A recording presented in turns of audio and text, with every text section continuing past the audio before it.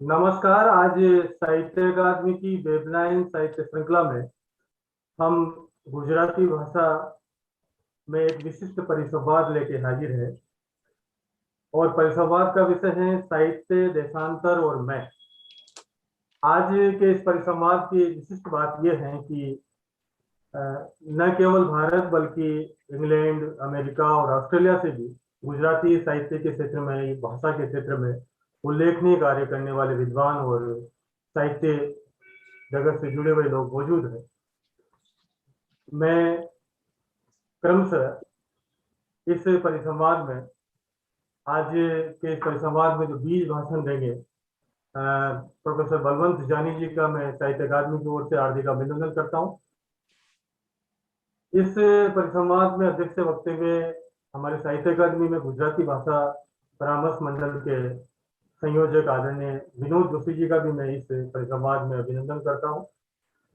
और ये परिसंवाद जिस विशिष्टता के साथ हो रहा है, वह इसका खास जो सत्र है वह है संवाद सत्र। और इस संवाद सत्र में संवाद की कड़ियां जोड़ने के लिए हमारे साथ जेलम हार्दिक जी ऑस्ट्रेलिया से हैं। वो जो रचनाकार इसमें आमंत्रित हैं, पन्ना नायक जी, अशरफ डबावाला जी, पंचम शुक्ल जी, विपुल कल्याणी जी और आराधना भट्ट से, उनसे बारी बारी से देशांतर में यानी विदेशों में वो वहाँ जहाँ रह रहे हैं वहाँ गुजराती साहित्य की सेवा वो किस तरह से कर रहे हैं और उस साहित्य देशांतर में अपने आप को कहाँ उपस्थित पाते हैं एक भाषा सेवक, एक लेखक के रूप में। तो वो अपने अनुभव और साझा करेंगे और सवाल जो होंगे वो जेलम जी के होंगे। तो मैं जेलम जी का भी इस संवाद में स्वागत करता हूँ साहित्य अकादमी की ओर से। आदरणीय पन्ना नायक जी, अशरफ डबावाला जी, पंचम शुक्ल जी, विपुल कल्याणी जी और आराधना भट्ट जी का मैं अभिनंदन करता हूँ। संवाद सत्र के लेखकों का मैं परिचय दूं उससे पूर्व आज इस परिसंवाद की संकल्पना जिनके जहन में रही और उसी का साकार रूप आज हम वर्चुअल इस माध्यम में देख रहे हैं, आदरणीय विनोद जोशी जी से मैं आग्रह करूंगा कि परिसंवाद के आरंभ में संक्षिप्त में 2 शब्द कहें और इसकी संकल्पना के बारे में बताएं। उसके बाद डॉक्टर बलवंत जानी जी अपना बीज वक्तव्य देंगे। तो मैं सबसे पहले आग्रह करूंगा 2 शब्द के लिए विनोद जोशी जी से। जोशी सर, स्वागत है आपका। नमस्कार। आभार नागर जी।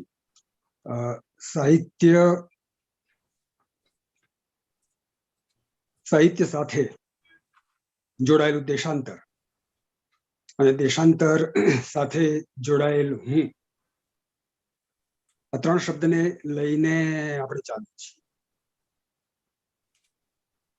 બહુ મજાનો સંદર્ભ છે કે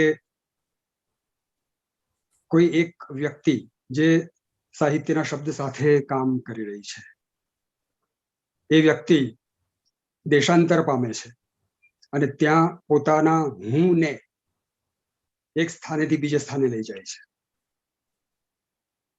એનો અર્થ એ થયો કે સ્થળ તો બદલાયું પણ એ હું બદલાય છે ખરો, ભાષા બદલાય છે ખરી, પરિસર બદલાય છે, એની સાથે બીજું શું બદલાય છે? દેશાંતર એમ કહીએ અંગ્રેજીમાં જેને ડાયસ્પોરા તરીકે આપણે ઓળખીએ છીએ,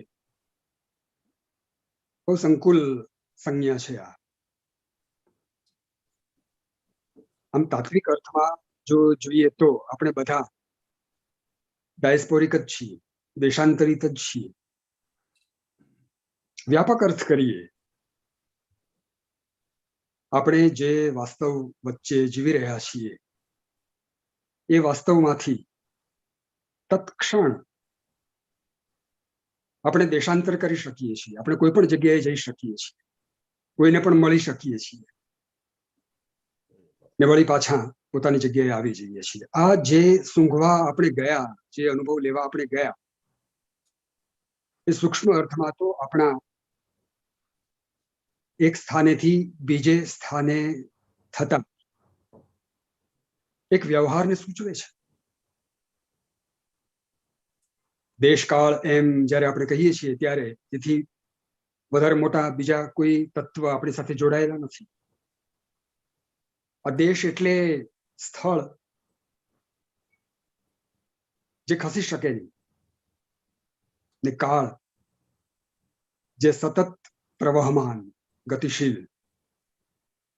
આપણે કાળ સાથે જોડાઈએ છીએ કે આપણા સ્થળ સાથે કાળ જોડાય છે. ઉપનિષદકાર તો કાલો ન યાતિ વયમેવ યાતા, કાલો ન યાતા વયમેવ યાતા એમ કહે છે. તો આપણે ખરેખર ક્યાંય જઈએ છીએ ખરા, કે પછી આપણે ક્યાંક બીજે જ હોઈએ છીએ? બહુ જ વ્યાપક અર્થમાં આપણે દેશાંતરને જો સમજવા મથીએ તો મેં પ્રારંભે કહ્યું એમ we all are diasporic. મને લાગે છે કે મન આપણને એક સ્થાનેથી બીજે સ્થાને લઈ જાય છે. બંધનથી મુક્તિ તરફ જવા માટેનું આ એક માત્ર ઈશ્વરદત્ત એવું સાધન છે. મને એવા મનુષ્યાણામ કારણમ બંધ મોક્ષ. બંધન કહો કે મુક્તિ કહો, એક જગ્યાએ બંધન, ત્યાંથી વળી બીજી જગ્યાએ જઈને મુક્તિ લેવાના બહાને વળી બીજા બંધનમાં. આ આખી ફિલસૂફીને જ્યારે આપણે આત્મસાત કરીને આ ડાયસ્પોરા, એની સાથે જોડાયેલ સાહિત્ય અને એની સાથે જોડાયેલ હું એટલે કે હુંની સર્જકતા, એને વિશે વિચારીએ છીએ ત્યારે આપણને એવો ખ્યાલ આવે છે કે આપણે ખરેખર સ્થળાંતર પામ્યા છીએ, દેશાંતર પામ્યા છીએ, સ્થાનાંતર થયું છે આપણું. આરાધનાબેન સાથે જ્યારે આ મુદ્દા અંગે વાત થઈ ત્યારે એમણે માઇગ્રેશન એવા શબ્દનો ઉલ્લેખ કરેલો. માઇગ્રેશન તો પશુ પંખીઓનું પણ હોય છે. તાન્ઝાનિયાથી આફ્રિકાના જંગલોમાં મારા વિંધીને આવનારા જે પશુઓ છે એ માઇગ્રેટ થાય છે. નળ સરોવરમાં આવતા પંખીઓ માઇગ્રેટ થઈને આવતા હોય છે. એમનામાં અને આપણામાં જ્યારે બુદ્ધિને કેન્દ્રમાં રાખીએ છીએ, સંવેદનને કેન્દ્રમાં રાખીએ છીએ ત્યારે કોઈ ખરેખર ફેર પડે છે ખરો? આપણે એક ઘર છોડીને બીજા ઘરમાં જતા હોઈએ, જૂનું ઘર ખાલી કરતા એવી એક કવિતા આપણા સૌના ધ્યાન પર છે. બધો જ સામાન લઈને નવા ઘરમાં મોકલી દીધા પછી જ્યારે જૂનું ઘર ખાલી કરીને બહાર પગ મુકાય છે એ જ વખતે ખૂંચી તીણી સજળ દ્રગમાં કાચ કેરી કણિકા, ઉપાડેલા ડગ ઉપર શા લોહ કેરા મણિકા. આ જે થયું એ દેશાંતરને રોકનારું એમ કહેવાય, કારણ કે દેશની સાથે સ્થળ તો જોડાયેલું છે. અરે એક કન્યા પિયરથી સાસરે જાય છે ત્યારે પણ એક સ્થળ છોડીને બીજા સ્થળે એ જાય છે. અને આપણે શું કહીશું, એક વૃક્ષ મૂળમાંથી ઉખડે ત્યારે અને મૂળ એમનું એમ રહે અને એ કપાઈ જાય ત્યારે બંને સ્થિતિમાં ખરેખર તો જુદું હોય છે. તો જીવે છે શું, મૂળિયા કે વૃક્ષ? ઉન્મૂલિત એવું વૃક્ષ કે કપાયેલું વૃક્ષ? વિચારવા જેવું છે. આપણી વચ્ચે આજે ઓસ્ટ્રેલિયા, અમેરિકા, ઇંગ્લેન્ડ આ દેશોમાં જઈને વસતા અને સાહિત્યના શબ્દ સાથે સર્જનાત્મક અને અન્ય રીતે પણ પનારો પાડનાર એવા સાહિત્ય સેવીઓ છે. ઘણા વર્ષથી એમણે ભારત છોડ્યું છે, ગુજરાત છોડ્યું છે, પણ ગુજરાતી ભાષા એ સાથે લઈને ગયા છે. ગુજરાતી સાહિત્યનો એમનો સંસ્પર્શ છૂટ્યો નથી. એટલું જ નહીં, એ એમના શબ્દથી ગુજરાતી ભાષાને, એમની ભારતીયતા અને એમને પોતાને પણ મુખર કરતા રહ્યા છે. આ એવા સાહિત્ય સેવીઓ છે કે જેમની પાસેથી એમના આ દેશાંતરને સમજવું બહુ જરૂરી લાગે, બહુ મજાનું હોય. જેલમ હાર્દિક ઓસ્ટ્રેલિયાથી આ સર્વ સાથે એક સંવાદ માનશે. અમેરિકાથી આપણી સાથે પન્ના નાયક અને અશરફ ડબાવાલા જોડાયા છે. ઇંગ્લેન્ડથી વિપુલ કલ્યાણી અને પંચમ શુક્લ જોડાયા છે. ઓસ્ટ્રેલિયાથી જ આરાધના ભટ્ટ પણ છે અને હું પણ ઓસ્ટ્રેલિયામાં બેઠો છું. સમયના સંદર્ભમાં જો જોઈએ તો સાહિત્ય અકાદમીની મુંબઈ ઓફિસમાં અત્યારે કાર્યક્રમ પ્રભારી તરીકે ફરજ નિભાવી રહેલા ઓમ પ્રકાશ નાગર ઓફિસ પૂરી થયા પછી સાંજના સમયે બેઠા છે. ઓસ્ટ્રેલિયામાં અમે વાળું પાણી કરીને રાતના સમયે બેઠા છીએ અને અશરફભાઈ, પન્નાબેન, તમે શિરામણ કરીને બેઠા છો અને બપોરો આવ્યો છે પંચમ શુક્લ અને વિપુલ કલ્યાણીના ભાગે. કાળો હેયમ નિરવધિર વિપુલાશ્ચ પૃથ્વી, આવું ભવભૂતિએ કહ્યું, કાળ અનંત છે અને પૃથ્વી વિશાળ છે.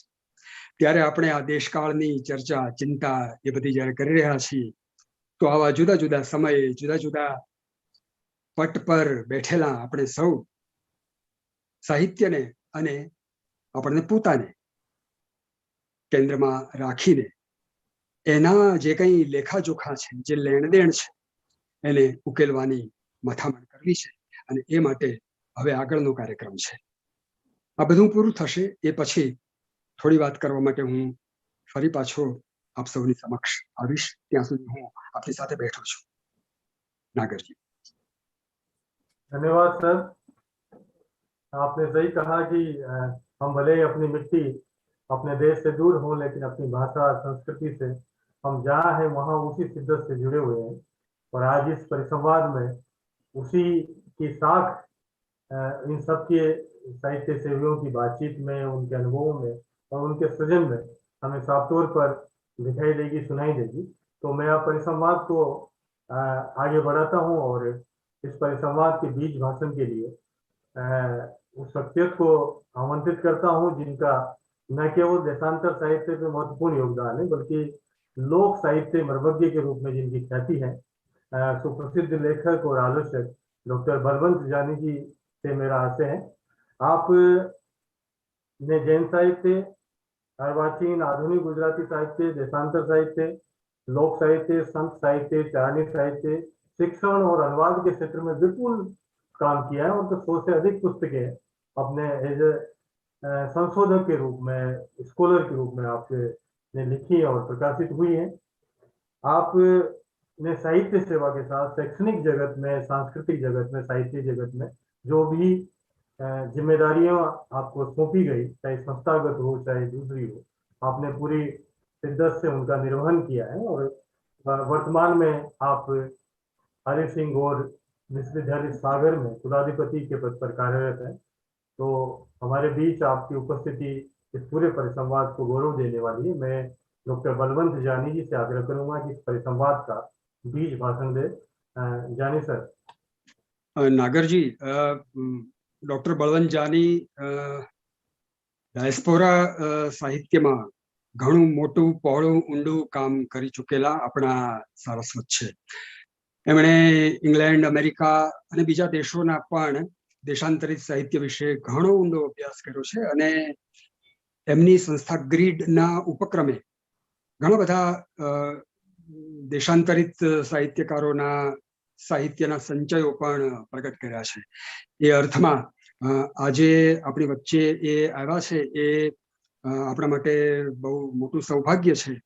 એમણે પ્રત્યક્ષપણે જે અનુભવ આ બધા સારસ્વતો વચ્ચે રહીને કર્યો છે એ દેશાંતરિત સાહિત્યકારો વિશે પણ એમની પાસેથી આપણે એમના બીજ વક્તવ્યમાં કેટલુંક જરૂર સાંભળશું. બળવંતભાઈ. નમસ્કાર. આજે આપ સૌની સમક્ષ મારે ઉપસ્થિત રહેવાનું બન્યું એનો અંગત રીતે મને ઘણો આનંદ એટલા માટે છે કે બહુ વર્ષોથી, એટલે કે ડાયસ્પોરા નીતિ ભારત સરકારે અપનાવી. સિંઘવી સાહેબ એના પ્રેસિડેન્ટ હતા અને મને ખ્યાલ આવ્યો કે હવે આ સરકાર વિદેશ વસતા ભારતીયો માટે એક આખી નીતિ ઊભી કરી રહી છે. હું પણ એમાં થોડો ઘણો પ્રવૃત્ત હતો અને એમ 2000ની સાલથી મેં દેશાંતર એટલે કે વિદેશાંતર જેમણે સ્વેચ્છાએ સ્વીકારેલું અને બધા ગયા છે એના વિશેનો અભ્યાસ આરંભે. એટલે એક રીતે કહું તો ભારત સરકારની ડાયસ્પોરા નીતિને કારણે હવે ડાયસ્પોરા અભ્યાસ, ડાયસ્પોરા સાહિત્ય પણ કેન્દ્રમાં આવશે એવી મારા મનમાં એક કલ્પના હતી. યુજીસી વગેરેના સંશોધનમાં પણ થર્સ્ટ એરિયા તરીકે ત્યારથી આપણે પ્રવાસી ભારતીય દિવસ પણ મનાવવાનું શરૂ કર્યું વાજપેયી સરકાર સમયથી, અને પછી ધીરે ધીરે ધીરે એ દરેક રાજ્યમાં એના ખાતાઓ અને એના વિશે સભાનતા.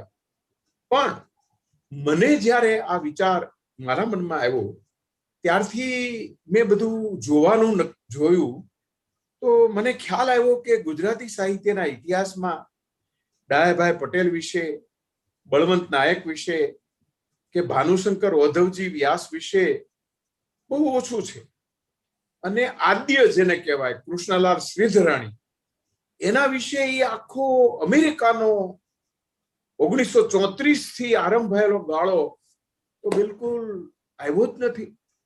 એણે શું કર્યું, એની સાથે સાથે કલ્યાણરાય જોશી જે બહુ મોટા શિક્ષણ શાસ્ત્રી દ્વારકાના, એની દીકરી નિર્મળાબેન અહીંયા આફ્રિકા આવેલા, એ પણ 34-35ના ગાળામાં, એના વિશે પણ કઈ વાત નહીં. રમણીક શાહ કેનેડામાં ગયેલા આફ્રિકાથી, એના પ્રવાસ ગ્રંથો કશું જ નહીં. પછી તો મેં ત્યાંથી શરૂ કરીને આજ સુધીનું બધું એકત્ર કર્યું, પ્રત્યક્ષ પ્રવાસ કર્યા. માનનીય આપણા વિપુલભાઈ વગેરેનો તો બહુ જ સહયોગ મળ્યો. સૌથી પહેલી મુલાકાત પણ મેં એની કરેલી, મધુસૂદનભાઈની અમેરિકામાં કરેલી, કિશોરભાઈ દેસાઈ. આ સાહિત્ય એકત્ર કર્યું અને વાંચ્યું ત્યારે વિનોદભાઈએ આજે જે સંજ્ઞા આપણી સમક્ષ મૂકી છે, સાહિત્ય દેશાંતર એટલે કે વિદેશાંતર અને હું. દેશની અંતર તો એક દેશમાંથી બીજા રાજ્યમાં, પ્રદેશમાં જઈએ છીએ, પણ વિદેશમાં જઈએ છીએ ત્યારે આ હું ઉપર શું પ્રભાવ પાડે છે, એ શું જુએ છે, એને શું અનુભવાય છે, અને એનું વિચાર જગત પછી એ રાષ્ટ્રથી કેવું નિકટતા પામે છે, અને એ નિકટતા પામે, એ પરિચય પામે, એની સાથેનો મુકાબલો એનો કેવો છે, સમાજ સાથેનો, સંસ્કૃતિ સાથેનો, પ્રકૃતિ સાથેનો, આ બધું સાહિત્યમાં પડઘાય તો એને દેશાંતરથી પ્રભાવિત, દેશાંતરને કારણે હું ઉપર બીજો હું ઓપ ચડે છે અને શું પ્રગટે છે. જોવા જેવું તે છે કે કેટલાક એવા સાહિત્યકારો છે કે જે અહીંયા આવીને એ દેશાંતર પામીને જ પછી સાહિત્ય તરફ વળ્યા. પન્નાબેન છે દાખલા તરીકે. કેટલાક એવા છે કે જે અહીંયા પણ લખતા હતા અને પછી અહીંયા લખતા થયા. આદિલ મંસૂરી છે, મધુરાય છે. પણ મધુરાયનું સુરા સુરા સુરા વાંચી એટલે ખ્યાલ આવે કે આ અમેરિકન સભ્યતા, એને કારણે ઉભા થતા પ્રશ્નો, એની સામાજિક અવસ્થિતિ, એને કારણે જે સમસ્યા સર્જાય છે, એનું કેવું નિરૂપણ સાહિત્ય કૃતિમાં થાય છે એ આપણને જોવા મળે. પન્નાબેન તો સીધા જ લખે છે, પણ આદિલ મંસૂરી તો અહીંયા સ્થાપિત સાહિત્યકાર હતા. પણ જ્યારે એ દેશાંતર પામે છે અને અહીંયા સ્થિર થાય છે, એની પ્રતિષ્ઠા પણ થાય છે, પણ પેલો હું છે ને એ સ્થાપિત થયા પછી પણ ગઝલમાં તો કહે છે, કાલે પાછા જાશું, નક્કી કાલે પાછા, કાલે કાલે કરતા કરતા જર્સીમાં દિવસો કાઢ્યા. આ જે વસ્તુ છે, કાલે પાછા ચાલ્યા જાશું, નક્કી કાલે પાછા. આજે આખી વાત. પણ કાલ ક્યારેય આવતી નથી. અને જર્સીમાં જે દિવસો કાઢે છે, પસાર કરે છે, એની વાત જે આવે છે ત્યારે એમ ખ્યાલ આવે છે કે અહીંયા એને સ્થિર થયા પછી, સ્થાપિત થયા પછી પણ રહેવું પડ્યું છે એવું લાગે છે. પન્નાબેન અહીંયા આવ્યા પછી જ કવિતા લખતા થયા. પણ એ કે પહેલી લીટીમાં કવિતામાં લખે હું, એની બાજુમાં બીજું કોઈ શબ્દ ન મૂકે. એ હું એટલે કેપિટલ આઈ નથી, અહમ નથી, ઘમંડ નથી, ઈગો નથી.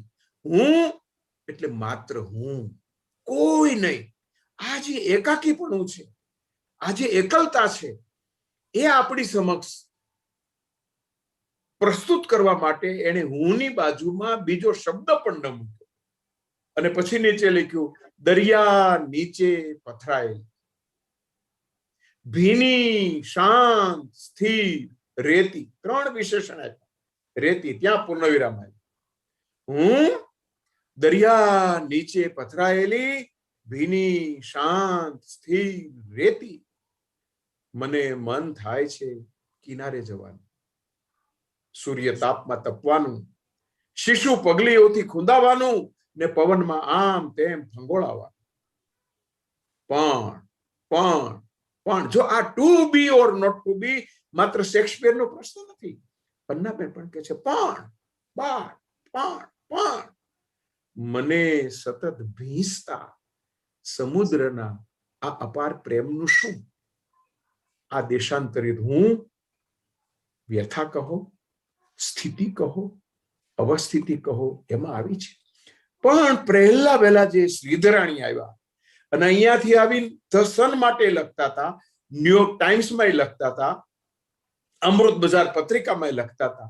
સાહેબ 34માં એક 23 વર્ષનો છોકરો શાંતિ નિકેતનથી ટાગોરના કહેવાથી ભાવનગર સ્ટેટના અનુગ્રહથી એ અમેરિકા આવે અને અમેરિકામાં સ્થિર થઈને political, social, cultural, educational thought જે રજૂ કરે અને એનો હું રૂઝવેલ્ટ સાથે ડાયલોગ અને એનું પુસ્તક માય ઇન્ડિયા માય અમેરિકા વાંચી ત્યારે ખ્યાલ આવે કે આ જે હું છે એ દ્વિધાના દ્વીપ ઉપર નથી, પણ તેમ છતાં હું અહીંયા કેટલો અવગણાયેલો છે, કેટલો અવહેલનાગ્રસ્ત છે.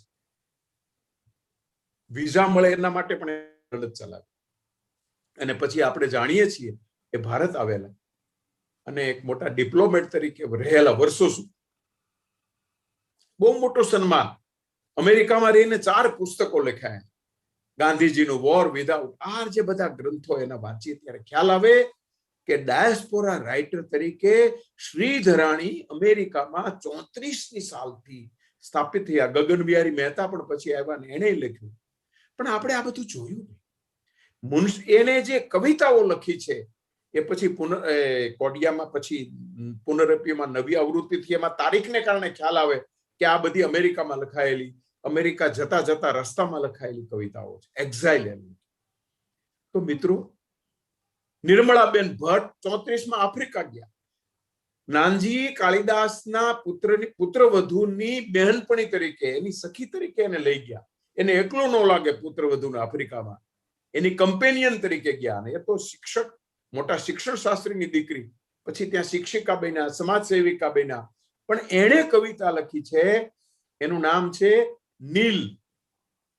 એ નાઇલ બને છે. આફ્રિકાની નદી નીલ નદી, નાઇલ એ ખંડકાવ્ય છે. તમે કલ્પના કરો, એક છંદમાં લખાય. એક સ્ત્રી, એક બાલિકા સ્ત્રીમાં રૂપાંતરિત થાય છે અને નાઇલમાં રૂપાંતરિત થઈને બીજું નામ બદલાય છે. એટલું જ નથી, ઘણું બધું બદલાય છે. આ જયારે વાંચીએ ત્યારે ખ્યાલ આવે છે કે હું બદલાતો નથી, વિસ્તૃત થાય છે. આજે અશરફભાઈને સાંભળશું, કેવી સરસ રચનાઓ. છંદ, આવા ચોખ્ખા સફાઈદાર છંદોમાં ગુજરાતી વાતાવરણમાં રહીને ગુજરાતી છંદોને જાણનારા પણ આટલી સફાઈ છંદમાં ઘણી જગ્યાએ ઘણાય નથી દાખવી. એના મેં અનેક ઉદાહરણો નોંધ્યા છે. દીપક બારડોલી ખરા અર્થમાં નિષ્કાસિત થયેલો માણસ, ગુજરાતમાંથી પાકિસ્તાન, પછી ત્યાંથી બ્રિટનમાં. આ બધા કવિઓ, વિપુલભાઈ કલ્યાણીના નિબંધોમાં મને આપણા લોર્ડ ભીખુ પારેખના નિબંધો, મને રજનીકાંત શાહના નિબંધો, પ્રીતિબેનના નિબંધો. પ્રીતિબેન પણ સ્વિટ્ઝરલેન્ડ ગયા છે અને ભોળાભાઈ ગયા છે. ભોળાભાઈ બરફની જ વાત કરે છે, પ્રીતિબેન બરફનો એક ઉલ્લેખ પણ કરતા નથી. કેમ? ને બરફ જ જોયો છે. અને જગદીશ દવેની કવિતામાં લખે છે, સૂર્ય સૂર્ય સૂર્ય, તને કઈ રીતે કહું સૂર્ય, તને કઈ રીતે સંબોધું સૂરજ સૂર્ય. મારા ઘરને ઉંબરે પડેલો ગ્લેશિયર 8 દિવસથી ઓગાળી નથી શક્યો તું સૂર્ય સૂર્ય, તને કેમ કહીને કહું સૂર્ય. તો આ આખી પરિસ્થિતિ ભદ્રાબેનથી માંડીને અનેક લોકોએ ખૂબ કામ કર્યું છે. મને ફાળવેલી સમય મર્યાદામાં મારે વાત કરવાની છે, અને આરાધના બેનના હમણાં પુસ્તકો વાંચતો તો સુરીલા સંવાદ અકાદમી તરફથી વિષ્ણુભાઈ મોકલ્યા કે બળવંતભાઈ તમે ઘણો અભ્યાસ કર્યો છે, પણ આ પણ જુઓ. ત્યારે જોઉં છું ત્યારે ખ્યાલ આવે છે કેવા પ્રશ્નો કરે છે. કેમ આવા પ્રશ્નો, કેમ આવી સમસ્યા મધુરાયની નવલકથામાં આવી એ, કે નિલેશ રાણાની નવલિકામાં આવે છે, કે ભદ્રાબેનની કે વલ્લભ નાંઢાની નવલિકામાં આવે છે, કે ડાયાભાઈ પટેલની નવલિકામાં આવે છે. એ સમસ્યા પન્નાબેનમાં એવો વિષય, આદિલમાં એવો વિષય કેમ ગુજરાતમાં નથી આવ્યો? કારણ કે ગુજરાતમાં એ પરિસ્થિતિ, એ સમસ્યા નથી, એ મુકાબલો કરવાનો આવ્યો નથી. તો આવો આગવો મુકાબલો, આવી આગવી સમસ્યા, આવું આગવું સંવેદન દેશાંતરને કારણે હું જે અનુભવે છે, જે સ્વસે છે, જે મુકાબલો કરે છે, એ મને લાગે છે કે ગુજરાતી સાહિત્યને એક નવું પરિમાણ છે. ડાયસ્પોરા સાહિત્ય પન્નાબેનથી, અશરફભાઈથી, વિપુલભાઈથી, પંચમ શુક્લ, અદમ, કેટલા બધા હસ્તાક્ષરો છે. આ બધાને કારણે ધીરે ધીરે ઓળખ પામ્યું છે. મેં એનો ભરપૂર અભ્યાસ કર્યો, બ્રિટિશ સાહિત્યની એન્થોલોજી કરી. તમને આશ્ચર્ય થશે, મેં નિબંધો ભેગા કર્યા, કવિતાઓ એકત્ર કરી, અને સાથે સાથે વાર્તાઓ એકત્ર કરીને 3 મોટી એન્થોલોજી કરી. 72 કવિઓ, 88 નિબંધકારો, 80 વાર્તાકારો. આટલા બધા વાર્તાકારો પણ ગુજરાતી સાહિત્યના ઇતિહાસમાં એ સ્થાન પામ્યા નથી. ગુજરાતી સાહિત્યના સંશોધનમાં એ સ્થાન પામ્યા નથી. ગુજરાતી સાહિત્યના વેબિનારમાં પણ એને સ્થાન મળ્યું. મને આનંદ છે કે સાહિત્ય અકાદમી દિલ્હી દેશાંતરે દેશવટો સ્વેચ્છાએ સ્વીકારીને દેશમાં રહીને આપણી ભાષામાં આપણે ભૂલાયેલા શબ્દોને, વિનોદ જોશી એક નિબંધમાં લખ્યું છે કે ગુજરાતના તળપદા શબ્દો ગુજરાતમાંથી લુપ્ત થયા છે, પણ ડાયસ્પોરા કવિઓએ એની કવિતામાં જાળવ્યા છે. એમ કરીને અશરફભાઈની અને બીજા ઘણા બધીની કવિતાઓ વિશેને વાત કરી છે. એટલે આમ ડાયસ્પોરા કવિઓ જ્યારે નીકળ્યા ત્યારે શબ્દનું ભાથું લઈને આવ્યા હતા. એ ભાથું એમણે જાળવી રાખ્યું છે. આવી સંસ્કૃતિના રક્ષકો, આરાધકો વિશે આજે સાંભળવાનું છે, એની સાથે સંવાદ થવાનો છે. એ મને લાગે છે કે વિસંવાદી વાતાવરણની અંદર આ એક મોટી ઘટના છે. આજના માંદા દિવસોમાં એક મોટું આશ્વાસન છે. એ હાંસિયામાં છે, એને મૂળ પ્રવાહ સાથે મૂકવાનું એક મોટું વિદ્યા કાર્ય, એક મોટું સાહિત્ય કાર્ય આજે થઈ રહ્યું છે. એનો હું સાક્ષી છું. એનો મને આનંદ છે. આપણે કેવા કેવા ટાણાના સાક્ષી બનવું પડે છે. એને બદલે આજે હાંસિયામાં લહેલાને, માર્જિનલને મેઇન સ્ટ્રીમમાં જોડવાનો એક પ્રસંગ છે.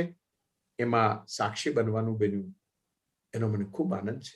મેં જયારે કામ ઉપાડ્યું 2000ની સાલમાં, ત્યારે બધા ઠેકડી કરતા, ઠેકડી ઉડાડતા હતા કે આ બધું શું માંડ્યું છે, એમાં સાહિત્ય છે, જોવો તો ખરા. મેં હું એકત્ર તો ખરું, પછી કાળ કહેશે, નહીં હોય તો ચાપી દેશે, પણ સાવ નોંધારું પડ્યું છે.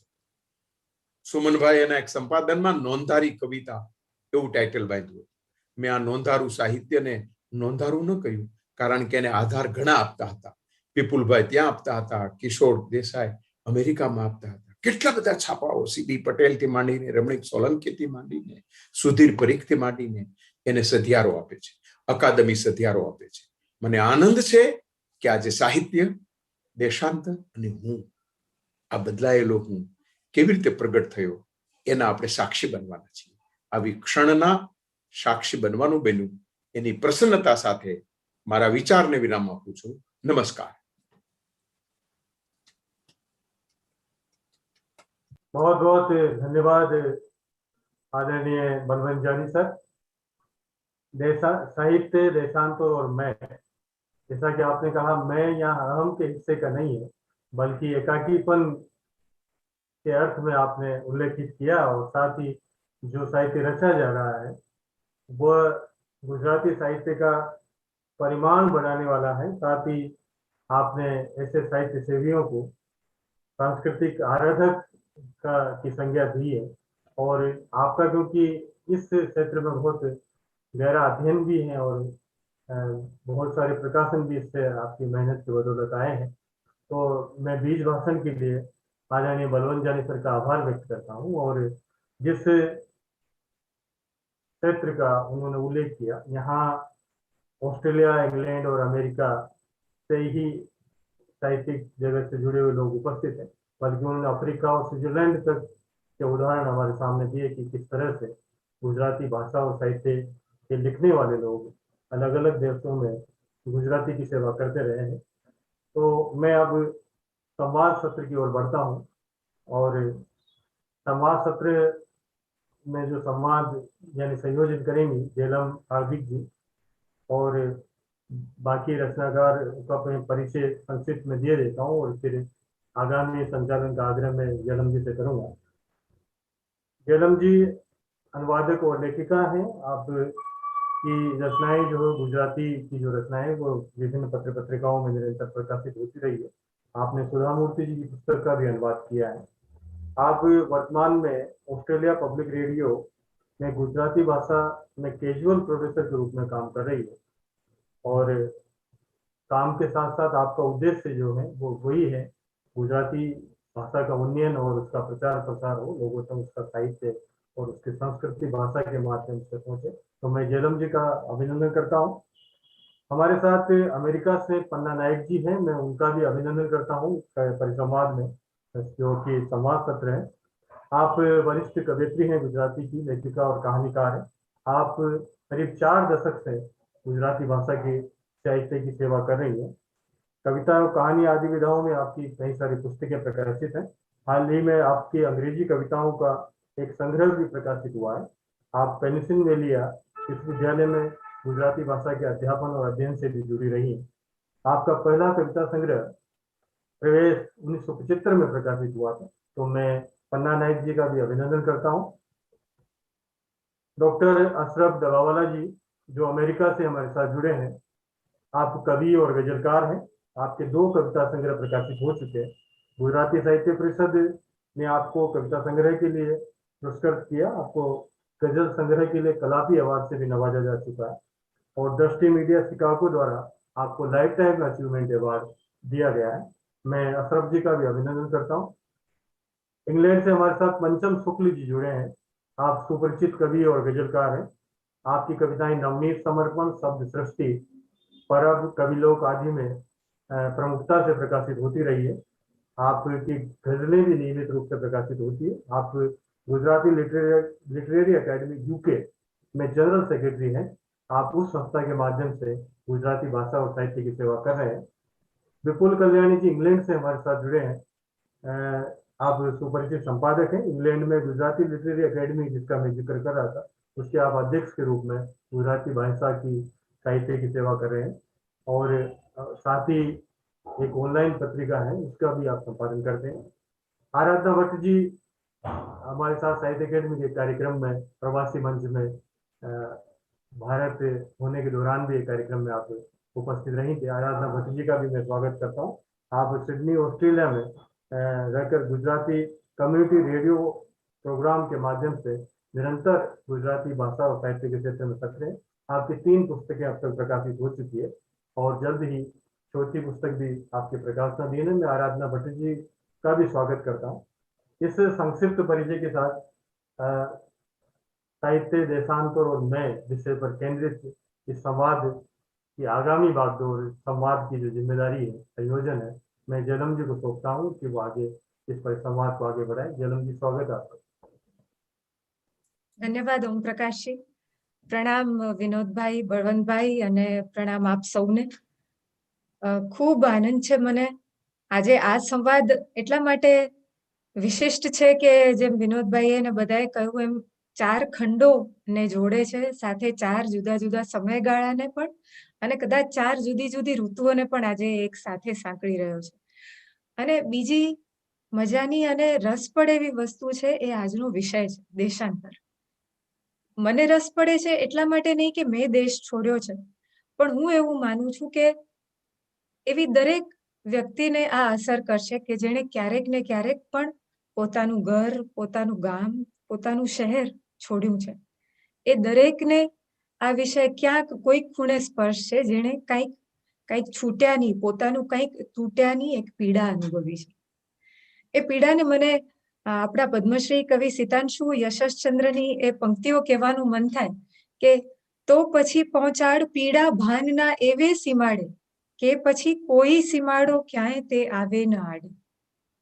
અને ખરેખર ચમત્કાર સર્જે છે આ પીડા। અચાનક જ એવું લાગે છે કે બધું જ ઓગળી જાય છે, આ ભેદભાવો, બધા વાડા, બધા સીમાડાઓ ઓગળી અને મારું તારું પારકું પોતાનું બધું જ છૂ થઈ જાય છે। એવું લાગે છે કે આ બધું જ એકરસ થઈ ગયું, તારું મારું બધું જ સહિયારું થઈ ગયું। અને જ્યાં ક્યાંક પણ જઈએ, જ્યાં કોઈક એવા માણસને મળીએ જેને જોઈને આપણને એવું લાગે કે આટલું ખુલ્લા દિલનું, આટલું હેતાળ હૈયું કે આ પણ મારું જ ઘર નથી। આપણને અમૃતા પ્રીતમ યાદ આવી જાય, જે કહે છે કે जिथे भी સતંતર रूह दी झलक पावे समझना वो मेरा घर है। ક્યાંય આ મારું ઘર નથી, મારું ઘર છૂટી ગયું, હવે ક્યાં મને ઘર મળશે થી માંડીને સગળે જ જ્યાં આવા હેતાળ હૃદયના માણસો, આપણા મલકના માયાળુ માનવી, કઈ આવા માયાળુ માનવી મળે ને આપણું મલક લાગે, એ ભાવના, એ લાગણી, એ આ દેશાંતરિત લોકોને કેવી રીતે સ્પર્શી છે। મને સાથેના બધા જ એટલા બધા આગવો અને અનુભવી અવાજ પોતાનો અને સાહિત્ય સાથેનો આવું સંકલન હોય એવા વક્તાઓ, એવા વ્યક્તિત્વો આજે આપણી સાથે જ્યારે છે, ત્યારે એ લોકો સાથે આ સંવાદ કરવામાં, એ લોકો પાસેની એમની આ લાગણી જાણવામાં આજે મને ખૂબ રસ છે, મને ખૂબ ઉમળકો છે કે આપણે બધા સાથે મળીને એમની આ લાગણી જાણી શકશું। મને પન્નાબેને કહ્યું છે, યાદ આવે કે ભૂતકાળને ઉંચકીને ચાલવામાં મને રસ નથી, આવતીકાલમાં પણ મને રસ નથી, હું ઝૂકું છું ક્ષણે ક્ષણના રંગ ઝરૂખે। પન્નાબેન, તમને ખૂબ આદરપૂર્વક આવકારું છું અને તમને એ પૂછું છું, મને એ જાણવામાં રસ છે કે આ ક્ષણે તમે અમને એ પળમાં લઈ જાઓ જ્યારે પન્નાબેન ભારતવાસીની માંથી વિદેશીની બન્યા। કેવી હતી એ દેશાંતરની પળો? થેન્ક યુ ફોર ઇન્વાઇટિંગ મી। અને આ પ્રશ્ન બહુ સરસ છે। હું ક્યાંથી શરૂઆત કરું મારે માટે એક દ્વિધા છે, કારણ કે હું ભારતમાં હતી ત્યારે કવિતાનો ઘોટાયો જ નહીં, અને અહીંયા આવીને મારા 10 કાવ્ય સંગ્રહ થયા, એક વાર્તા સંગ્રહ થયો, અને બધું જ લેખન અમેરિકામાં થયું છે। તો મને આ પ્રશ્ન હંમેશા સતાવે છે કે અમેરિકાએ મારા પર એવો શું જાદુ કર્યો। પણ એક પ્રસંગ હંમેશા હું કહેતી હોઉં છું કે મારા ચિત્તમાં જડાઈ ગયો છે। એ હું પહેલી વાર ભારતથી અમેરિકા આવી ત્યારનો। હું ન્યુયોર્કના એરપોર્ટ પર ઉતરું છું, 18 કલાકની મુસાફરી કરી છે, મેં સાડી પહેરી છે, ચાંદલો કર્યો છે, અને મારી પાછળ એક અમેરિકન બાઈ અને એનું બાળક ઊભા હતા। તો બાળક મારી સામે ટીકી ટીકીને જુએ છે, અને એ ટીકી ટીકીને જુએ છે અને એની માને કહે છે, mummy C Har forehead is bleeding. અને ચાંદલાને એ ફોરહેડ ઇઝ બ્લીડિંગ કહે છે, ત્યારે એ મારો પ્રથમ અનુભવ અને એ મારા ચિત્તમાં જોડાઈ ગયો છે સદા માટે. એટલે આ મારો પહેલો અનુભવ. ત્યારે તો હું કવિતા લખતી નહોતી, પણ આ પ્રસંગ મેં કંકુ કાવ્યમાં વણી લીધો છે. અને આવા અને અનેક ઇમિગ્રન્ટ એક્સપિરિયન્સીસ મને થયા છે. પન્નાબેને કહ્યું એમ, આવા જેને ભારતીયતા, સાડી, ચાંદલો, આવા પ્રતીકોએ અચાનક એમને સમજાવ્યું કે એ કોઈક એક નવા દેશમાં આવીને ઊભા છે. આવો અનુભવ પન્નાબેનને થયો. મને અશરફભાઈને એમ પૂછવાનું મન થાય કે અશરફભાઈ, તમે મેડિસિનમાં ડબલ ડિગ્રી જેમ કરી છે, મને એમ લાગે છે કે તમે તો માઇગ્રેશનમાં પણ ડબલ ડિગ્રી કરી હોય એવું કહી શકાય એવું છે કે બેરૂતથી ભણવામાં આમ આવ્યા એમ. આઈ થિંક બહેરીન થઈને તમે ભારતથી બહેરીન થઈને પછી તમે અમેરિકા પહોંચ્યા. તો તમારું આ દેશાંતરનું કારણ, તમારો એનો અનુભવ કેવો રહ્યો? અનુભવ બહુ જ પોઝિટિવ રહ્યો. અને મારે ઓનેસ્ટલી કહેવું જોઈએ કે બેરીનમાં અમે ગયેલા 2 વર્ષ માટે જ, પણ સમહાવ અમે ત્યાં લગભગ 10 વર્ષ રહ્યા. એનું કારણ એ હતું કે ડોક્ટર તરીકેનો જે વ્યવસાય છે એમાં મને ઇવન ઇન્ડિયા કરતા મને ત્યાં બહેરીનમાં વધારે મજા આવે. એનું રીઝન એ હતું કે ત્યાં જે પ્રેક્ટિસ કરવાના જે પ્રસાધનો હતા એ આપણા ત્યાં કરતા મને વધારે કે પ્રાપ્ય લાગ્યા. હું જ્યાં ઇન્ડિયામાં પ્રેક્ટિસ કરતો હતો વેરાવળમાં, ત્યાં એટલા લિમિટેશન્સ હતા, ક્યારેક મને રડવું આવી જતું. અને કે આપણે એમ કે દર્દીને દવા લખીએ પણ દવા લેવાના પૈસા જ નહોતા. એક હું તમને એક દાખલો આપીશ નાનકડો કે એક વખત મેં ટીબીની મેડિસિન લખી આપેલી દર્દીને, વિનોદભાઈ. તો ત્યાં ગવર્મેન્ટ ટીબીની દવાનો આખો કોર્સ આપે. ઓકે, જયારે ફોલોઅપમાં પેશન્ટ આવ્યું તો દવાથી એને સારું થવા બદલે વધારે બગડ્યું હતું એવું મને લાગ્યું. પછી મેં એને પૂછ્યું તો દવા લે છે કે નહીં, તો રડવા માંડ્યો. અને મને વાત કરી કે એકચ્યુઅલી મારા ઘરે ખાવાના પૈસા નથી, તો મેં મારી બધી દવા ત્યાં ફાર્મસીમાં જઈ અને 25% ભાવમાં વેચીને અમે ધાન્ય લઈ આવ્યા. તો આવી પરિસ્થિતિમાંથી હું જયારે બહેરીન ગયો તો એ કોઈ પ્રશ્ન જ નહોતો. એક વસ્તુ હતી. અને ત્યાં મારો વિકાસ પણ ખૂબ જ થયો. હું સૌથી એમ કે એન્ટ્રી લેવલ ઉપર મેં શરૂ કરેલું ડોક્ટર તરીકે. અને જ્યારે મેં રિઝાઇન કર્યું ત્યારે ડિરેક્ટર તરીકે રિઝાઇન કર્યું હતું. 4-5 વર્ષ ત્યાં ભણાવવામાં મેં એજ્યુકેશનમાં ભાગ લીધેલો વધારે. તો આ એક પોઝિટિવ અનુભવ એ રીતે હતો. ઓકે, પણ ક્યારેક એમ કે ઇન્ડિયા મિસ પણ થતું, એવું નથી કે મિસ નહોતું થતું, પણ એક જાતનું એમ કે પ્રેક્ટિસ ત્યાં બીજું શું હતું બહેરીનની અંદર, અમારા અડધો પેશન્ટ ઇન્ડિયન્સ હતા. એટલે એમ ઇન્ડિયન્સ બધા લેવલના, મજૂર વર્ગના, એકદમ ઓફિસર્સ લેવલના, સીઈઓ લેવલના, એ બધા પેશન્ટ હતા. એટલે એક જાતનું કલ્ચરલ કન્ટિન્યુએશન હતું જ. એટલે બહુ એમ આપણી સંસ્કૃતિ બહુ મિસ નથી થતી. ત્યાં આપણી સંસ્કૃતિ સાથે હતી, ઘણા માણસો હતા ત્યાં. પછી અમેરિકા આવતા આખો જુદો જ અનુભવ થયો. અને તમે વાત કરી કે કઈ રીતે આવ્યા ને શું અનુભવ થયો. એમાં મારું આવવાનું કારણ મેઇન હતું, અમારે 2 દીકરીઓનો જન્મ થયેલો બહેરીનમાં, તો એના એજ્યુકેશન માટે મારે અમેરિકા આવવું હતું. અને અમે અહીંયા આવ્યા વૈસા. અને એ પહેલા મેં બીજા 5 કન્ટ્રીઝ, સ્વિટ્ઝરલેન્ડ, ઇંગ્લેન્ડ, બધાની મુલાકાત લીધેલી. અને એમાં મને અમેરિકા સૌથી વધારે ગમી. અને હજી મને એમ લાગે છે નિર્ણય બરાબર હતો. અને પણ અમેરિકા આવવાથી મારા કાવ્ય જે ના લેખનમાં ધર્મમાંથી ફેર નથી થયો. એ આપણે પછી વાત કરશું આગળ. ચોક્કસ એના માટે પછી વાત કરશું. પણ પંચમભાઈ, મને એ વિચાર આવે કે જેમ અશરફભાઈ છે એ પોતાની કારકિર્દી માટે ક્યાંક ને ક્યાંક એને વધારે સારી રીતે કારકિર્દી મળી શકે, આગળ સારું ભવિષ્ય બની શકે એટલા માટે આવ્યા. તો તમે પણ ક્યાંક એ જ રીતે ભણવામાં થોડુંક વધારે સારું શિક્ષણ મળે કે સારી ઓપોર્ચ્યુનિટીઝ મળે, શું એ જ કારણ હતું તમારું પણ ભારત છોડવા માટેનું? તમે સરસ પ્રશ્ન કર્યો છે. ડાયાસ્પોરાની વાત આવે ત્યારે 3 મુખ્યત્વે મૂવમેન્ટ્સ માટે બતાવવામાં આવે છે કે એક તો નિર્વસનનું, કોઈ યાતના માટે, પોલિટિકલ, બીજું અર્થોપાર્જન માટે, કમાવા માટે, અને મારા કેસમાં હતું એ વિદ્યાનું ઉપાર્જન કરવાનું હતું. એટલે આ કારણ માટે મારું યુકેમાં આવવાનું થયું. મને નિદા ફાઝલી યાદ આવે કે अपनी मर्जी से कहाँ अपने सफर के हम हैं, रुख हवाओं का जिधर का है उधर के हम हैं.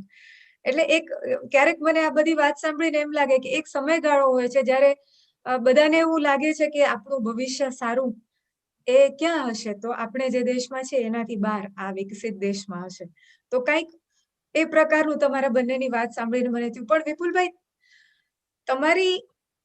તમારી વાત કરું તો તમે તો ઘણું બધું ફરતા આવ્યા છો. કેનેડામાં જન્મેલા મૂળ અમેરિકન કવિ માર્ક સ્ટ્રેન્ડ કહે છે કે we all have reasons for moving. I move to keep my things whole. તમે આફ્રિકામાં જન્મ્યા, પછી ભારત થઈ અને પછી લંડન આવ્યા. તો આ આખો રૂટ આવી રીતે કેમ? તમારો સવાલ જલમબેન બહુ જ સરસ છે. કહેવાનું મને મન આગળ લઈ જાઉં એ પહેલા હું એટલું કહું કે તમારા દરેક કરતા હું થોડો નોખો પડું છું. તમારો આંબો ગુજરાતમાંથી અથવા ભારતમાંથી ઉખડીને અહીં પરદેશમાં ગયો છે, જ્યારે મારો છોડ તો વારસાગત રીતે આફ્રિકાથી જ ગયો છે. મારી આ પહેલાની પેઢી તો આફ્રિકા જઈને વસેલી, અને એ વસવાટને કારણે, સંસ્થાનવાદને કારણે, એક ઇતિહાસને કારણે બ્રિટિશ આઇલ્સ સાથેનો જે સંબંધ હતો એ સંબંધમાં અહીં ભણવા કરતા આર્થિક મર્યાદાઓને કારણે ભારત ભણવા ગયો, અને ત્યાંથી ભણ્યા પછી આ તરફ આવવાનું થયું. એ તદ્દન સ્વાભાવિક છે. મૂળ તો આખો સવાલ દેશાટનનો સૌથી વધારે છે. આર્થિક ઉપાર્જન પણ એની સાથે જોડાયેલું છે, પણ આખો મુદ્દો આમ જોવા જઈએ તો હું ભારતમાં રહી શક્યો હોત. એ દિવસોમાં જન્મભૂમિ પછી ઇન્ડિયન એક્સપ્રેસમાં હું પત્રકારત્વ કરતો જ હતો ને, અને મને એના ન્યૂઝ એડિટર અને ચીફ રિપોર્ટર છોડવા માંગતા જ નહોતા. પણ ભારતની કટોકટી આવીને પડી 75ના વખતમાં, અને એ કટોકટીને કારણે મારા છાપામાં તાળાબંધી આવી. રોજીરોટીનો પણ એક પ્રશ્ન હતો, અને એ કારણે ઇંગ્લેન્ડ આવવાનું થયું. તે થયું તો એમાં આ 45 વર્ષ જેટલો એક પંથ કપાયો. પણ પછી ઇંગ્લેન્ડમાં જ રહી જવાનું ગમ્યું, પછી આફ્રિકા યાદ ન આવ્યું? આફ્રિકા જરૂર યાદ આવ્યું. ભારત તો મારો વારસાની ભૂમિ છે, એ મારી ભૂમિ નથી. મારી ભૂમિ 45 વર્ષથી યુનાઇટેડ કિંગડમ છે. અહીંના સમાજ સાથે હું ઓતપ્રોત થયેલો છું. વારસાની ભૂમિને કારણે એ જે સંબંધ જોડાયો છે ગુજરાત સાથે કે ભારત સાથે, એ મારે માટે અગત્યનો બને છે. તમારો સંબંધ ભાષાનો સંબંધ છે વિપુલભાઈ, પણ વારસાનો પણ ખરો. એ બરાબર છે. અને માત્ર ભાષા એક બાબત બને છે. ભાષા તો વારસામાં એક મુદ્દો છે, પણ હકીકતે બીજું ઘણું બધું એની સાથે સંકળાયેલું છે કે જેને કારણે એ વારસો વધુ અગત્યનો બને છે, જેને અંગ્રેજીમાં આપણે હેરિટેજ કહીએ છીએ. તમે બહુ વિશિષ્ટ છો આજે આ જે બધા આપણે બેઠા છીએ એમાં, અને ઘણું જાણવું ગમે એવું છે તમારી પાસેથી આજે. જેલો બસ આરાધનાબેન પાસે આવતી હતી કે બધા કાંઈક મેળવવા માટે આગળ ગયા. તમે કાંઈક મેળવવા અથવા તો મને એવું લાગે છે કોઈકને મેળવવા ઓસ્ટ્રેલિયા આવ્યા. તો શું છે એ કોઈકને મળવા માટે કાંઈક છોડવાની લાગણી? હમ. પંચમભાઈ જ્યારે વાત કરી રહ્યા હતા કે દેશ છોડવા માટે 3 કારણો હોય છે, ત્યારે હું વિચારતી હતી કે આ 3માંથી એકે મને લાગુ પડતું નથી. હું આવી એ મારે માટે કદાચ ભારતથી ઓસ્ટ્રેલિયા આવવાની યાત્રા એક સાહસ યાત્રા હતી, એક પ્રેમની યાત્રા હતી. જે વ્યક્તિને પ્રેમ કર્યો, જેમની સાથે લગ્ન કર્યા, તે અહીં આવવા ઉત્સુક હતા અને એથી એમની સાથે આવવાનું થયું. ક્યારેય કલ્પના નહોતી કરી બાળપણમાં મેં કે મારા માતા પિતાએ કે હું દેશ છોડીને જઈશ, અને મારું નામ કદાચ એની સાબિતી છે કે આરાધના નામ વિદેશ મોકલવા ઈચ્છુક માતા પિતા જો હોય, દીકરીને એ જમાનામાં લગ્ન કરાવીને મોકલવા માટે ઈચ્છુક એવા ઘણા માતા પિતાઓ હતા, તો આરાધના નામ તો ન જ રાખ્યું હોત. એટલે એ રીતે અહીંયા આવવાનું થયું. અને વિપુલભાઈ કે છે તેમ જો સૌથી અગત્યનું કંઈ હોય તો ભાષા તો ખરી જ, સાહિત્ય તો ખરું જ, પણ એ આપણો વારસો. અને અહીંયા આવીને જો સૌથી પહેલો વતન જોરાપો થયો હોય તો એમાં એક મહત્વનો મુદ્દો કે એક મહત્વનું કારણ તે આપણી ભાષા, આપણું સાહિત્ય અને આપણી હેરિટેજ હતા. એટલે એ રીતે અહીંયા આવી તો ગઈ, અને ખૂબ નાની વયે, પ્રમાણમાં ઘણી નાની વયે અહીંયા આવી હતી. અને હવે બધાને કહી શકું છું કે મારા જીવનના ઝાઝા વર્ષો આ દેશમાં ગયા છે, આ ભૂમિમાં હું ખરેખર વિકસી છું. અહીંયા આવી ત્યાં સુધી વિદ્યાર્થીની હતી, હજી પણ વિદ્યાર્થીની છું, પણ એક વિદ્યાર્થીનીના મૂડમાં હું અહીંયા આવી હતી. આરાધનાબેન, ત્યારનો કોઈ કિસ્સો યાદ આવે જ્યારે હજી ભારત છોડ્યું હતું અને અહીંયા ઓસ્ટ્રેલિયાને પોતાનું બનાવવા આવ્યા હતા ત્યારનું? હા, ઘણા બધા કિસ્સાઓ છે જેલમ. આમ તો સૌથી પહેલા તો જ્યારે ત્યાંથી ભારતમાં કોઈકને એમ કહીએ કે અમે ઓસ્ટ્રેલિયા જઈ રહ્યા છીએ, ત્યારે લોકોને ખૂબ આશ્ચર્ય થતું, કારણ કે ત્યારે ભારતીયોની નજર હજી આ દેશ તરફ ગઈ નહોતી. એટલે લોકો ખૂબ આશ્ચર્યચકિત થઈ જતા હતા. અહીંયાથી પાછા જઈએ ત્યારે જાત જાતના પ્રશ્નો પણ પૂછાતા હતા કે ત્યાં તમને રસ્તામાં કાંગારૂ મળે કે રસ્તામાં કાંગારૂ જતા હોય કે. ઓસ્ટ્રેલિયા ત્યારે જુદો જ દેશ હતો, વસ્તી ખૂબ પાંખી હતી, આપણા લોકોની વસ્તી તો એથી પાંખી હતી. અને પન્નાબેન કહે છે તેમ જો કોઈક ચાંદલો કરેલી સ્ત્રી, સાડી પહેરેલી સ્ત્રી રસ્તામાં જતી દૂરથી દેખાય તો અમે રીતસર એની પાછળ દોડીને એમનો પરિચય કરવા મથતા. એ પ્રકારનું અહીંયા ત્યારે વાતાવરણ હતું. અને ત્યાંથી જિંદગીના દાયકાઓ અહીંયા હવે ગયા છે. પન્નાબેન, આરાધનાબેનની વાત સાંભળીને મને યાદ આવ્યું કે તમે પણ કોઈને મળવા માટે અમેરિકાને મળ્યા, કે અમેરિકા કોઈને કારણે તમને મળ્યું. તો આ એ કોઈને કારણે તમને દેશ છોડ્યાનું દુઃખ થોડુંક ઓછું થયું હશે, તમને એ સંઘર્ષ થોડોક ઓછો, થોડોક વાલો પણ લાગ્યો હોય, એવું બને? હું લગ્ન કરીને આવી આરાધનાની જેમ, અને શરૂઆતના 10 વર્ષ મારા માટે બહુ જ કપરા હતા. એટલે એ સમયે એ મને ધક્કો માર્યો અને હું લખવા તરફ વળી. પણ એક મને આનંદ છે કે હું જો અમેરિકા આવી તો હું કવિ બની શકી. એટલે મારે માટે મારે કવિ થવું હતું જ, પણ ભારતમાં એ મોકળાશ હતી કે નહીં મને ખબર નથી, પણ અમેરિકાએ ચોક્કસ મને એ મોકળાશ આપી અને હું કવિ થઈ શકી. એટલે એનો મને બહુ જ આનંદ છે. ભારતમાં તો પન્નાબેન આપણા કુટુંબીજનો, આસપાસ કેટલી બધી સગવડ, કેટલી બધી હૂંફ, કેટલો બધો ટેકો હોય છે કે જે આમ જુઓ તો વિદેશોમાં આપણે એવું ધારીએ, અને મને પણ અનુભવ છે કે એવી અમુક મદદો નથી હોતી. છતાં પણ આ મોકળાશ, એ કઈ મોકળાશ? કારણ કે ભારતમાં સ્ત્રીઓની સ્થિતિ ત્યારે પણ બહુ જ પ્રશંસાજનક નહોતી.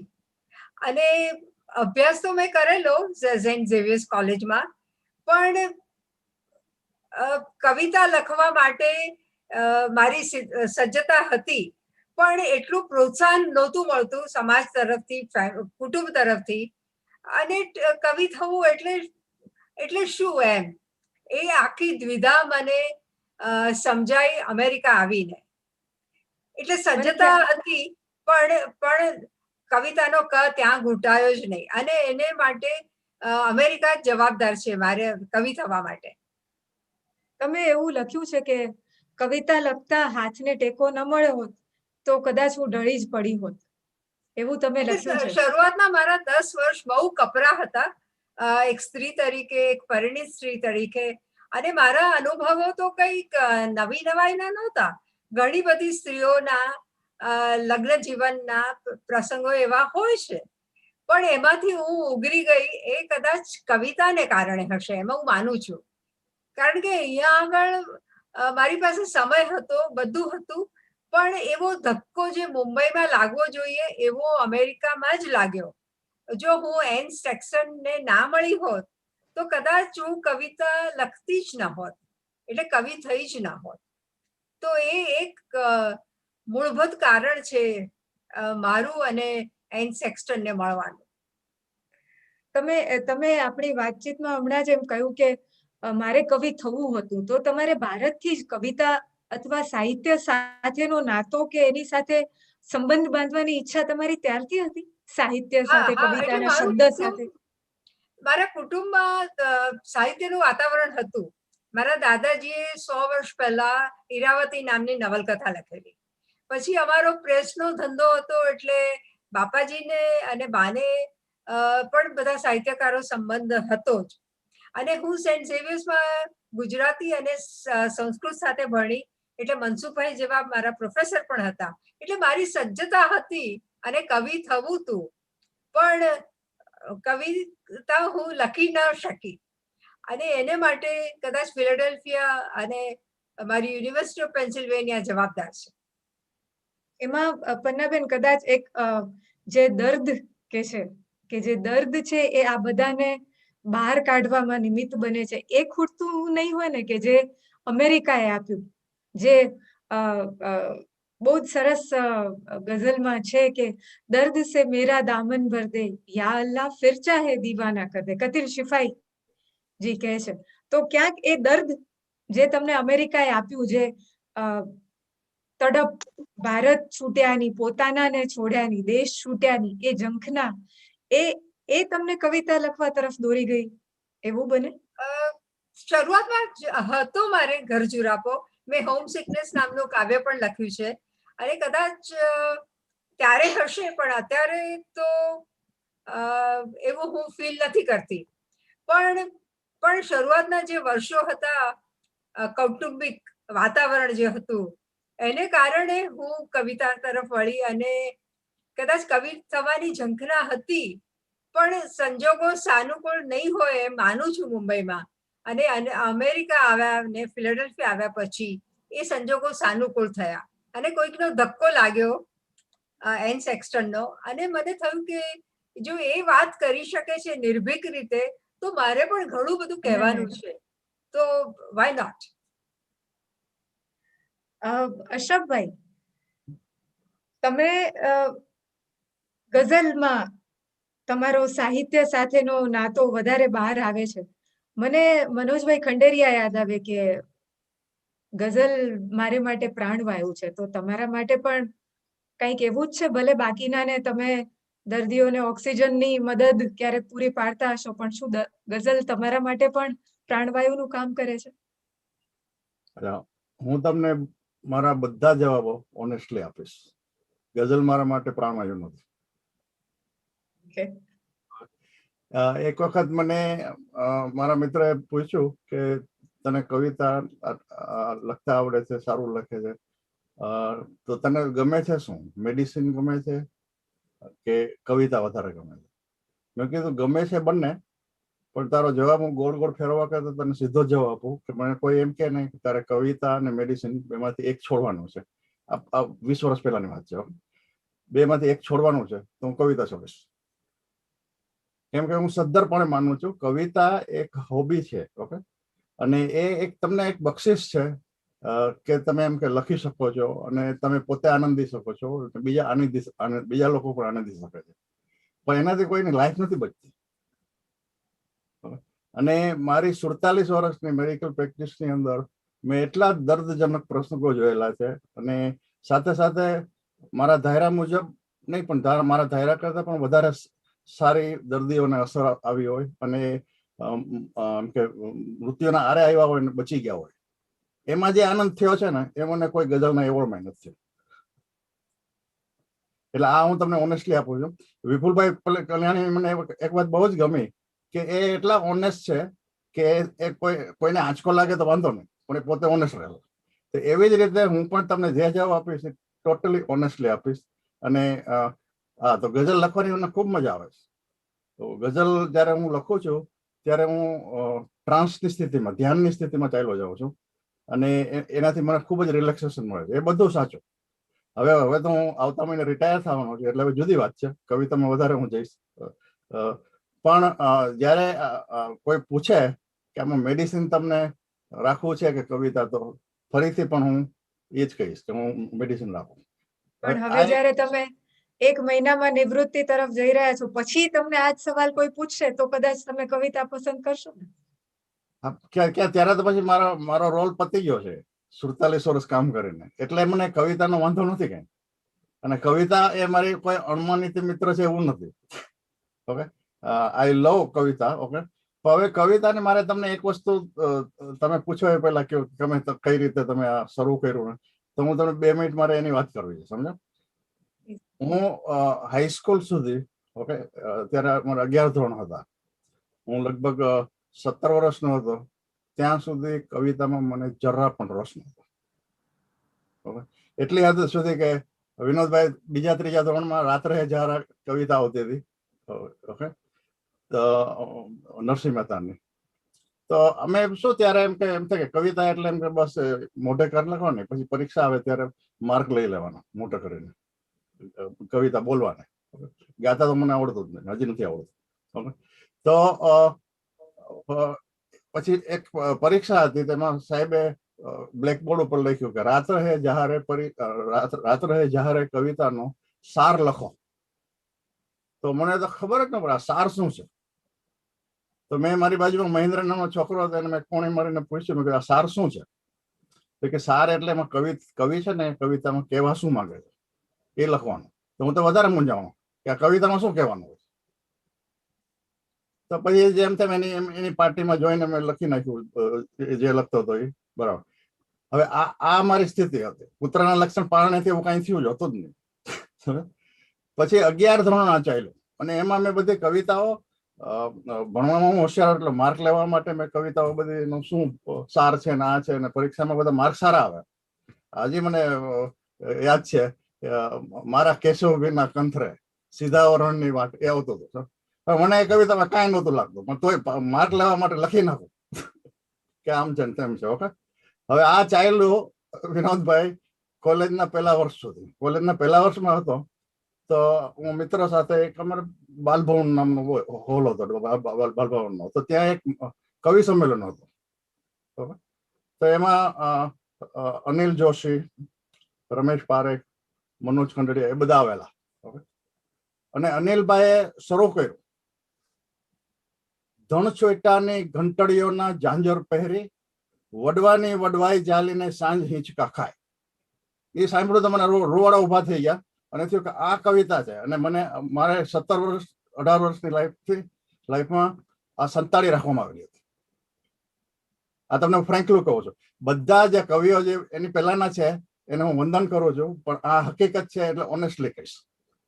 અને પછી તરત જ રમેશ પારેખે શરૂ કર્યું, ધીમે ધીમે ઢાળ ઉતરતી ટેકરીઓની શાખે તમને ફૂલ દીધાનું યાદ, સળવળ વહેતી કેળ સમાણી લીલોતરીમાં તરતા ખેતર શેઢે સોનલ, અમે તમારી ટગર ફૂલ સિંહ આંખે જોયેલા ટગર ટગર તે યાદ. મને પછી થઈ ગયું કે આ કવિતા મને એમ કે અંદર ઉતરી ગઈ છે, અને હવે આની વિશે મારે કંઈક કરવું પડશે. એક વેદના આવી ગઈ કે વર્ષો સુધી તમે કવિતાઓ ભણતા હો અને તમને કાંઈ ફીલ નહોતી હોય. અને 1967-68 ની અંદર વાત છે આ, એ મને પહેલી વખત કવિતા શું છે એ ખાલી કવિતા સાંભળીને જ, એ કેમ કે કોઈ ભણાવી નહોતી આ, પણ એ કવિતા સોંસરવી ઉતરી ગઈ મને, કારણ કે એ મારી ભાષામાં હતી. એમાં ક્વચિત ખચિત ને એ બધું જે હતું એ નહોતું એમાં. તો આ ત્યારથી મને છે ને કવિતાનું બીજ આવ્યું માઇન્ડમાં, અને પછી થોડું થોડું લખાવા માંડ્યું. તો એ રીતે કવિતા શરૂ થઈ. એટલે ભારતથી જ એ બીજ રોપાઈ ગયા તમારામાં. મારી ઉંમર 18. પંચમભાઈ, હા અશરફભાઈ. એટલે મારી ઉંમર 18 વર્ષની હતી ત્યારે પહેલી કવિતા લખાણી. વાહ વાહ. પંચમભાઈ, તમે પણ કંઈક 13-14 વર્ષની ઉંમરે જ કવિતામાં ડોક્યું કરી નાખ્યું હતું. તો એટલે સ્વાભાવિક રીતે ભારતથી સાહિત્ય કે કવિતાએ આંગળી જાલી અને હવે વિદેશમાં પણ એ જાલી રાખી છે. સાચી વાત છે. હું થોડી વાત કરું તો નાનપણથી કવિતા એટલે જોડકણા જેવું, પણ ઘરમાં વાતાવરણ ખરું સાહિત્યનું. માતા પિતા બંને પ્રોફેસર, આમ તો એ સાયન્સના, ઝૂલોજી ને બોટનીના, પણ લાઇબ્રેરીની સગવડ, દાહોદમાં ભણવાનું થયું, ચંદ્રકાંત ટોપીવાળા એના પ્રિન્સિપાલ, એટલે લાઇબ્રેરી તો એવી અદ્ભુત કે જાત જાતના પુસ્તકો મળે. અને વેકેશનમાં જઈએ ત્યાં જ લાઇબ્રેરીમાંથી જવાનું, અને કોઈ નિયમ તો નહીં કે 2-4 પુસ્તક લેવાના, થેલી ભરીને જવાનું અને થેલી ભરીને પુસ્તકો લાવવાના, અને આ વેકેશન હોય તો વાંચ્યા કરવાના. અને એમાં તો એવું થાય કે એ થેલી ભરીને આવ્યા હોય એ દિવસે ઘરમાં ઘૂસ્યા પછી પાછા આપવા જઈએ ત્યારે ત્યાં સુધી ઘરની બહાર પણ નીકળ્યા ન હોઈએ. એટલે અઠવાડિયું હોય ઘણી વાર તો કે તમારા કમ્પાઉન્ડનો દરવાજો પણ તમે ખોલ્યો ન હોય. તો એવી રીતે વાંચતા વાંચતા, મુખ્યત્વે તો વાંચવાથી જ કવિતાઓ, વિવેચનો જે કંઈ આવે, અને એ વખતે તો બધા જ લગભગ સામયિક જે કોઈ પ્રગટ થતા હતા ગુજરાતીના સામયિક, એ બધા જ ઘરે આવે, કાકાના સરનામે આવે. એ તો હોય કે ન હોય, વાંચે કે ન વાંચે, પણ એ ઢગલો આવીને પડ્યો હોય એ બધું વાંચવા મળે. અને વાંચીને એમ થયું કે આવું તો આપણે લખી શકીએ. એટલે પછી રાતે મમ્મી ભાખરી બનાવતા હોય એટલે સાથે બેસી જઈએ, અને હું કંઈક આમ જોડકણા જોડું કે તું ભાખરીનું બટકું, તો પછી મારો ભાઈ કે હું આ શાકનું કટકું, એમ કરીને એવા જોડકણા શરૂ થાય. એમાં મમ્મી વચ્ચે ખૂટતા પ્રાસ આપે કે હવે ભાઈ આ તો લાવો, આ શબ્દ પણ આવે. એટલે એવી રીતે કવિતાની શરૂઆત થઈ.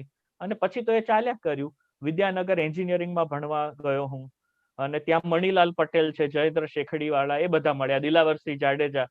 એટલે બધાને ત્યાં ઘરે જવાનું થાય, જે કંઈ લખ્યું હોય એમને બતાવીએ, એમાંથી જોવે, કરે, કંઈક સૂચવે. મણીલાલ પટેલ છે તો એમણે 10મો દાયકો શરૂ કરેલો એ વખતે 1990ના, એ છેલ્લું દશક જે હતું એમાં. તો એમાં ઘણી બધી કવિતાઓ એમણે પ્રગટ કરી. રતિલાલ અનિલ હતા એ વખતે કંકાવટીમાં, તો એમને ક્યારેક મોકલીએ તો એ તો સરસ જવાબ લખે પાછો કે આમાં આ છંદની ભૂલ છે ને આમાં અનુસ્વાર આમ હોવું જોઈએ ને. ત્યાંમાં થોડી કવિતાઓ પ્રગટ થઈ, કવિ લોકમાં પ્રગટ થઈ. ધીરુભાઈ પણ એવું કરે, એમને મોકલીએ એટલે બતાવે કે આ તમે બરાબર કર્યું છે, પણ આમાં લય ખોડંગાય છે, આમાં છંદ આમ છે. એટલે એ બધી ઘણી બધી રીતે પ્રોત્સાહન મળ્યું, અનુકૂળતા મળી. અને જ્યારે કાકા દાહોદ આવે, પછી તો કાકા જતા રહ્યા હતા દાહોદથી અમદાવાદ, પણ એ આવે ત્યારે અમે બધા છોકરાઓ બેસીએ, અને ઘરમાં અમે 4 ભાઈઓ, એટલે અમે 2 જણા અને કાકાના દીકરા દૈવત જાજવલિયા, હું અને મારો ભાઈ કાર્તિક, એમ બેસીએ. અને પછી કાકાને કહીએ કે આપણે હવે મુશાયરો કરવો છે, એટલે અમે લોકો જ કહીએ કે આપણો ઘરનો મુશાયરો ડ્રોઈંગ રૂમમાં. એટલે એ બેસે અને પછી અમે લોકો, અમને સાંભળે શાંતિથી, કેમ કે અમે તો બધા જેમ મનમાં આવે એવું લખતા એ વખતે. પછી એ સમજાવે, થોડુંક અમારું વાતાવરણ બંધાય, એટલે કે હા તમે લખ્યું છે બરાબર, પણ ચાલો આજે ઇન્દ્રવજ્રા છંદ વિશે વાત કરું તમને. એટલે અમે બધા તો મૂંઝાઈએ કે આ શું કે છે. પછી તો એ ઉદાહરણો આપે અને ગાય, આમ કે ગા ગા લગા ગા લલગા લગા ગા, એમ કરતા કરતા ચાલે બધું. એટલે છંદ પછી મોઢે થવા માંડ્યા કે આ તો બધું બહુ સહેલું છે, એકવાર કાનમાં બેસે. અને એ પ્રવૃત્તિ તો ચાલતી રહી. વચ્ચે અભ્યાસ હોય એન્જિનિયરિંગનો, એમાં પ્રાયોરિટી હોય, એટલે એમાં જે એનર્જી, ક્રિએટિવિટી છે એમાં ડાયવર્ટ થઈ ગઈ. પણ પાછળ જે સાહિત્ય તો ચાલુ જ હતું, જ્યારે ઈચ્છા થાય ત્યારે ટપકાવી લઈએ. એવું તો ઘણું બધું સાહિત્ય છે, આમ સ્પોન્ટેનિયસ હોય, રિએક્શનરી હોય. ઘણી વાર તો આમ તમે નવરા બેઠા હો કે બધું સરખું ચાલતું હોય ત્યારે કંઈ લખવાની ઈચ્છા ન થાય, પણ કંઈક આમ આજુબાજુ સંક્ષોભ જન્મે, કંઈક થાય અને એક શબ્દ મળે, એક પંક્તિ મળે, ને એમાંથી પછી રચાઈ જાય. એટલે એવું ઢગલાબંધ હોય, પણ એનું સ્ક્રુટિનાઇઝ થાય, એ ભેગું થાય તો કંઈક એમાંથી નીપજે. બાકી તો એ એક પ્રવૃત્તિ છે જે તમને સારી લાગે. પણ તમે લંડન આવ્યા અને પછી તમારું વધુ લખાયું એવું કઈ થયું? આ દેશાંતરનો તમારા આ સર્જન ઉપર શું અસર, દેશાંતરની શું અસર? આમ તો હું કહીશ, દેશાંતર વાત કરી વિનોદભાઈએ, પછી બળવંતભાઈએ વિદેશાંતર કર્યું. હવે હું જેવા લોકોને મળું છું, પ્રોફેશનલ્સ, આઈટી પ્રોફેશનલ હોય, એ તો પાછા વિશ્વાંતર વાળા છે બધા. આખા ગમે ત્યાં ઉડે, નોર્વે હોય ને, સ્વીડન હોય ને, લંડન હોય ને, પછી ન્યુયોર્ક હોય. એટલે અમારા માટે તો એ વિશ્વાંતર જેવી આખી ઘટના બની છે. એની ઘણી બધી અસર પડી છે. હું જ્યારે લંડન આવ્યો ત્યારે તો પીએચડી કરવાનું હતું મારે, મારા સબ્જેક્ટમાં, એટલે એના પેપર વાંચવાના હોય ને, કોન્ફરન્સીસ હોય, એમાં જવાનું હોય. પણ ક્યારેક કોઈક બને એવી ઘટના, એવી એક ઘટના બની કે 2003 લગભગ 4 ની આજુબાજુ શરૂઆતમાં એવી ખબર પડી કે આ ગુજરાતી છે એનું તમે વેબસાઇટમાં યુનિકોડ થી લખી શકો. હવે વેબસાઇટ બનાવતા તો આવડતું હતું, એટલે એ પછી શરૂ કર્યું. સોનલ વૈદ હતા અમેરિકાથી, ધવલ શાહ હતા, લયસ્તરોનો બ્લોગ ચલાવે. એટલે અમે બધા ભેગા થઈને નવા બ્લોગ આવ્યા હતા, એટલે બ્લોગની શરૂઆત કરી અને એમાં બ્લોગમાં કવિતા મૂકવાની શરૂઆત કરી. એમાંથી મારા મમ્મી આવ્યા અહીંયા લંડન કે ચલો મળવા જઈએ, 2006 ની આજુબાજુ કદાચ. તો એમને મેં બ્લોગના રવાડે ચડાવ્યા. મેં કીધું કે આ તો બહુ સહેલું છે, જો હું બ્લોગ બનાવી આપું, બાળકોની કવિતા એમ કલરવ કરીને. તો મમ્મીને મજા પડી ગઈ. એમને જે યાદ હતું કંઠસ્થ, એ બધું એમાં મૂકવા માંડ્યું. એમાંથી વળી વિપુલભાઈનો પરિચય થયો મમ્મીને, કે વિપુલભાઈએ કોન્ટેક્ટ કર્યા મમ્મીને. ને મમ્મીએ મને કીધું કે આવા તો અહીંયા તને ખબર છે ગુજરાતીનું ચાલે છે અહીંયા. મેં કીધું કે હવે ચાલતું હશે, એવું બધું કઈ અહીંયા ગુજરાતી ના હોય, એમ ચોખ્ખું જ કીધું. તો કે એ તો કઈક એક છાપું છાપે છે, સામયિક ચલાવે છે. મેં તો કીધું એવા ઘણા પતાકડા ચાલતા હોય કે એવા બધા મારે પડવાનું ના હોય, એમ કીધું. એ વખતે તો વાત પતી ગઈ, જાણે મમ્મી જતા રહ્યા. પછી મને ખબર પડી કે આ તો ઓપિનિયનની વાત છે. ક્યાંકથી ફરતું એ ઓપિનિયન મારા હાથમાં આવ્યું અને પછી એ વાંચ્યા પછી તો મારો ભ્રમ ભાંગી ગયો. મને થયું કે આ તો દેશમાં હું વાંચતો તો એના કરતા ઘણું બધું આમાં જુદી જાતનું છે, વિચારોત્તેજક છે. આમ કંઈક જોઈએ ને ક્રિએટિવ, બધું નકામું વાંચવાનો તો કઈ અર્થ નથી. એટલે ઓપિનિયન વાંચ્યા પછી મને થયું કે હા, આમાં બરાબર છે, આ કંઈક પડવા જેવું ખરું, જવા જેવું ખરું. અને વિપુલભાઈનો સંપર્ક થયો 2010 થી. ત્યાં અકાદમી સાથે જોડાવાનું થયું, પહેલા એક મેમ્બર તરીકે અને પછી ધીમે ધીમે કાર્યવાહી સમિતિમાં. અને એની અસરો પણ ઘણી બધી થઈ, કેમ કે પરિસંવાદો સાંભળવા મળ્યા, અકાદમીમાં શું ચાલે છે, જે તે વિષયના તજજ્ઞો આવે, ભીખુ પારેખ આવે કે પછી અમેરિકાથી સાહિત્યકારો આવે કે દેશથી આવે, ભારતથી આવે. એ તો એક સંગમ સ્થાન, પાટનગર ડાયસ્પોરાનું જાણે કે લંડન તો.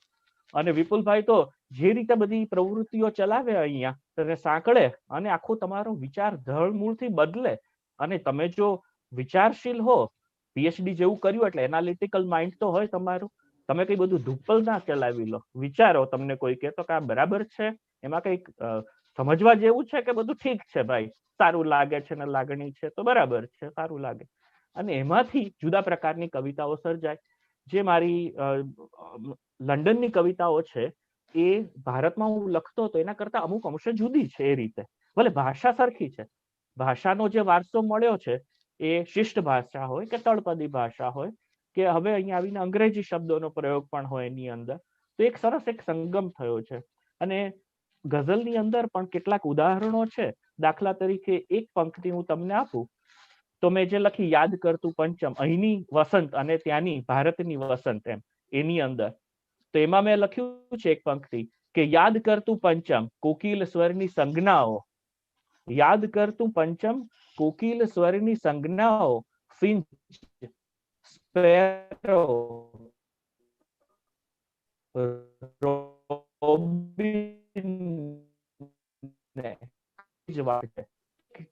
જગ્યાએ કમ્પેર કરવાનું. અને જ્યારે તમે સમસ્થળ પરિસ્થિતિમાં હો છો ત્યારે તમને ઓટોમેટિક મળી જતી હોય છે. એની એક આવી વાત આવી છે. વાહ પંચમભાઈ, તમારી વાતમાં જ વિપુલભાઈ નો ઉલ્લેખ આવ્યો એટલે ક્યારનું શાંતિથી બેઠેલા વિપુલભાઈ બાજુ મારું ધ્યાન ગયું કે વિપુલભાઈ તમે શાંતિથી પણ ખરેખર તમારા નામની જેમ બહુ જ વિપુલ પ્રમાણમાં લોકોને વિચારતા અને વાંચતા કરવાનું કામ કર્યું છે. અને ખરેખર કલ્યાણકારી પણ કામ એટલું જ છે તમારા નામ જેવું જ. તો તમારા નિબંધ સંગ્રહ આપવા સિવાય પણ સાહિત્યને આ રીતે નવા વિચાર અને વ્યક્તિઓ થકી એકબીજા સુધી પહોંચાડવાનું આ તમારું કામ છે. એ કેમ સ્ફુર્યું અને એ કેમ તમારો આટલો બધો સમય લે છે એ તમને આટલો બધો સંતોષ આપે છે એટલા માટે? મૂળ સવાલ એ છે ને કે ગુજરાતમાં રહેનારા લોકો, આગેવાનો, વિચારકો, લેખકો, સાહિત્યકારો જે ગણવા તે, એ મોટા ભાગે એમ માને કે પરદેશ જે લોકો રહે છે એ દોરીને લોટો લઈને ગયા છે માત્ર કમાવા, જાણે કે એમને બીજું કશું જ કંઈ આવડતું નથી. આવી એક ખોટી છાપ, એક ખોટું વલણ, ક્યાંક ઉદાસીનતા, ક્યાંક ઉપેક્ષા એ સતત અનુભવ્યા કરી. એ અનુભવને સામે અમે એ પણ જોયું કે દેશ પરદેશથી, એટલે અમારે માટે દેશ પરદેશ એટલે ભારત, પાકિસ્તાન, અમેરિકા, આફ્રિકા જે હોય તે, એ ત્યાંથી આવનારો સાહિત્યકાર અહીંયા આવે, એ અમે હાજર હોય ત્યારે અમારા બહુ જ વખાણ કરે, મોટી મોટી વાતો કરે. એ હાજર હોય એટલું જ, પછીથી પાછા કોણ હું અને કોણ તું, એ આખું વાતાવરણ વર્ષોથી જોયા કર્યું. ત્યારે એમને એવું પોઝિટિવલી, હકારાત્મક રીતે એ વિચાર અમને આવ્યો કે ગુજરાતી સાહિત્ય અકાદમી નામની જે અમે સંસ્થા ચલાવીએ છીએ, ઓપિનિયન નામનું સામયિક જે હું વર્ષોથી ચલાવું છું, એમાં એક વસ્તુ દાખલ કરીએ કે કમાવા સિવાયની બીજી બધી પ્રવૃત્તિઓ, એ ભાષાની, એ સાહિત્યની, એ ઇતિહાસની, એ વારસાની, એ સમજણની, એ સંગીતની, એ નાટકની, એ બધી જ વસ્તુને સાંકળીને એક પોતાપણું ઊભું કરવું જોઈએ. અને એનો એક આનંદ છે કે બહુ જ મોટી તાણ વચ્ચે ઊભું કરેલું આ વાતાવરણ આજે સરસ મજાનું ચાલે છે, અને કેટલા લોકો એમાં ભળતા ગયા છે. એવું તો સરસ ચાલે છે કે આમ કદાચ પાસપોર્ટ થી તમે અંગ્રેજ હશો, પણ આમ એક વેત ઊંચા ગુજરાતી કહેવાઓ એવી પરિસ્થિતિ છે. એવી તમે ભાષાને અને સાહિત્યને એટલી બધી પ્રેમથી, એટલી બધી લાગણીથી અને સંભાળથી અત્યારે સાચવી છે. એ તો વિપુલભાઈ, જલમબેન, એ તો મને લાગે છે કે આપણે સૌ કરી શકીએ એમ છે. છેવટે તો દલપતરામની 200મી આપણે જન્મ જયંતિ ઉજવીએ છીએ ને, તો દલપતે તો ચોખ્ખું કહ્યું છે કે હું ભાષાનો વકીલ છું. તો આપણે, તમે ને હું, આપણે સૌએ જો ભાષાના વકીલ બનીએ તો આમાંનું બધું જ સરળ છે. મૂળ વસ્તુ એ ભાષાના વકીલ થવાની વાત છે. અને ભાષા જ મને તો એવું લાગે છે કે પેલે હું ભારતમાં રહેતી હતી, હવે ભારત મારામાં રહે છે. અને એ લાગણી પાછળ ઘણું બધું કારણ અથવા તો ઘણી બધી જે હૂંફ અને બળ હોય તો એ આપણી ભાષાની છે. આરાધનાબેન, વિપુલભાઈની જેમ આરાધનાબેન પણ એમાંના એક છે કે જે સાહિત્યકારોને, સર્જકોને, બધાને અત્યારના લોકો સાથે જોડવા માટે એટલો બધો એક સમૃદ્ધ સેતુ બને છે કે ક્યાંય પણથી અમને એવું ન લાગે કે અત્યારે અમે ગુજરાતથી, ભાષાથી, સાહિત્યથી ક્યાંય પણ દૂર છીએ. આજનું પણ અમને પીરસે છે અને પન્નાબેનનું પણ જે હોય એ પણ અમને લાવીને અમારી સામે મૂકી દે છે. તો આરાધનાબેન, સાહિત્યને આ રીતે એની સાથેનો સંબંધ, એની સાથેનો આવો નાતો કેળવવાનું ક્યારથી થયું? જેલમ, સવાલ બહુ સરસ છે. જવાબ કદાચ થોડોક એનો લાંબો છે, શક્ય હોય એટલો ટૂંકમાં જવાબ આપીશ. એનો પૂરેપૂરો જવાબ આપવો હોય તો મારે પણ મારા બાળપણ સુધી જવું પડે. એટલે ઉછેર એવો થયો, ઘરમાં સર્જકો નહોતા, એટલે લેખકો, કવિઓના પરિવારમાં જન્મી નથી, પણ ઘરમાં સતત વાંચન, ઘરમાં સરસ એવું પુસ્તકાલય જેમાં ટાગોર પણ હોય ને કાર્લ માર્ક્સ પણ હોય અને કૃષ્ણમૂર્તિ પણ હોય, એવા ઘરમાં અમારો ઉછેર થયો, જ્યાં વાંચન અને લાઇબ્રેરી મંદિર જેવા પવિત્ર સ્થળો ગણાતા. એટલે એ રીતનો ઉછેર. અને પછી એકાએક પરિણય અને વિદેશ આવવું. અને વિદેશ આવવું એટલે એવું કહેવાય છે કે આપણે બહાર જઈએ ત્યારે આપણને આપણા દેશને જોવાની કે આપણી સંસ્કૃતિને જોવાની વિહંગ દ્રષ્ટિ મળે છે. મારા કિસ્સામાં સાચે સાચ એવું થયું. હું પહેલેથી 2 ભાષાઓ સાથે રમતી રમતી મોટી થઈ, ગુજરાતી અને અંગ્રેજી. અંગ્રેજી માધ્યમની શાળામાં ભણી ત્યારે ગુજરાતી વાંચવું એવું મારા માતા પિતાએ ખાસ સભાન પ્રયત્નો કરેલા. ગુજરાતી માધ્યમની શાળામાં ભણી ત્યારે મારું અંગ્રેજી કાચું ન રહી જાય માટે હું અંગ્રેજી સારું સાહિત્ય વાંચું એવો સભાન પ્રયત્ન થયેલો. એટલે નાનપણથી ગુજરાતી અને અંગ્રેજી બંને ભાષાઓ સાથે મારો ઉછેર થયો. પણ જેવી વિદેશ આવી તેવી અંગ્રેજી અને ગુજરાતી બંને ભાષાઓ સાથેના સંબંધો બદલાયા, કારણ કે અંગ્રેજી એ વ્યવહારની ભાષા બની ગઈ અને ગુજરાતી ભાષા અને ભાષામાં રચાતું બધું જ એનો એક ઝુરાપો ઊભો થયો. થોડાક વર્ષો લાગ્યા મને સમજાતા કે મારો ઘર ઝુરાપો એટલે શું, અને પછી મને સમજાયું કે મારો ઘર ઝુરાપો કદાચ સામાન્ય, તો હું પણ સામાન્ય છું, પણ મોટા ભાગના લોકોના ઘર ઝુરાપાથી થોડોક જુદો છે. એટલે મારો ઝુરાપો સંતોષવા મેં મારા માર્ગો અપનાવ્યા, અને એનો માર્ગ એ તે વાંચવું, લખવું, વિચારવું, અને પછી એમાંથી જન્મ થયો રેડિયોનો. આજથી 14 વર્ષ પહેલા લગભગ રેડિયો સૂર સંવાદની શરૂઆત થઈ, અને સૂર સંવાદના કાર્યક્રમોનું માળખું આપોઆપ જ મારા ભાષા પ્રેમ અને કલા પ્રેમમાંથી રચાઈ ગયું. મને સમજાઈ ગયું કે દેશથી બહાર વસતો ગુજરાતી માત્ર ભૂમિ સાથે સંકળાવા માટે ત્યાં બનતી રોજબરોજની ઘટનાઓ જાણીને તૃપ્ત નથી થવાનો, અને તૃપ્ત ન થવો જોઈએ. એને સાંકળવો, દેશ સાથે સાંકળવો હોય તો આખી સંસ્કૃતિ સાથે એ સંકળાય એ જરૂરી છે. આજે આપણે ત્યાં કેવી કવિતા લખાય છે, કેવા ચિત્રો દોરાય છે, કેવા શિલ્પકારો શિલ્પ કરે છે, કે કેવા નૃત્યકારો નૃત્યોમાં કેવા કેવા પ્રયોગો કરે છે, એ બધું જ એ જાણે તો જેમ મારો વતન ઝુરાપો આ બધા સાથે સંકળાવાથી ઓછો થાય છે, તેમ અન્યોનો પણ થઈ શકે અથવા થવો જોઈએ. એ વિચારમાંથી રેડિયોના કાર્યક્રમનું આખું માળખું ઘડાયું છે. અને એ રીતે અમે સાંપ્રત સમાચારોને તો આવરી જ લઈએ છીએ, પણ સાથે સાથે સંસ્કાર જગત સાથે પણ વિદેશ વસતા ગુજરાતીઓ, માત્ર સિડનીમાં કે ઓસ્ટ્રેલિયામાં નહીં, પણ ઇન્ટરનેટ દ્વારા તો હવે દુનિયાભરમાં વસતા ગુજરાતીઓ એની સાથે સંકળાય છે. હું થોડીક પાછી ફરી થોડીક પ્લેબેક કરીને પાછી ઊંધી જાઉં તો અહીંયા આવીને 2-3 વખત અમારે ઘર બદલવાનું થયું. ત્યારે એક મિત્રએ, ભારતમાં વસતા એક મિત્રએ મને એવું પૂછ્યું કે આટલા બધા ઘર બદલે છે તો તને તારું પોતાનું ઘર કયું લાગે છે? ત્યારે મને પ્રશ્ન મુશ્કેલ લાગેલો એનો જવાબ આપવો, પણ મેં એનો જવાબ એવો આપેલો, અને બહુ સહજ રીતે જવાબ અપાઈ ગયેલો, કે મારું ઘર મારી અંદર જ છે. ક્યા વાત. એટલે એ જ રીતે હું અહીંયા જીવી છું. અને પછી મને સમજાયું કે કદાચ મારી આ વૃત્તિ કે મારી આ સમજણ એ મને ટેકો આપ્યો છે. એટલે જે પીડાની વાતો થાય છે, પીડા નથી થઈ એવું તો નહીં કહું, વતન છોડતા પીડા નથી થઈ એવું તો નહીં કહું, પણ આ બધા સાહિત્યએ મને ખૂબ સભરતા આપી છે. અને હું ઈચ્છું કે મને જે સભરતા સાહિત્યમાંથી, અને સાહિત્ય જ્યારે શબ્દ હું વાપરું છું ત્યારે હું આખી બધી જ કળાઓને એમાં આવરી લઉં છું, જે સભરતા મને સાહિત્યએ વતન ઝુરાપા પછી આપી છે તે બીજાઓને પણ મળે.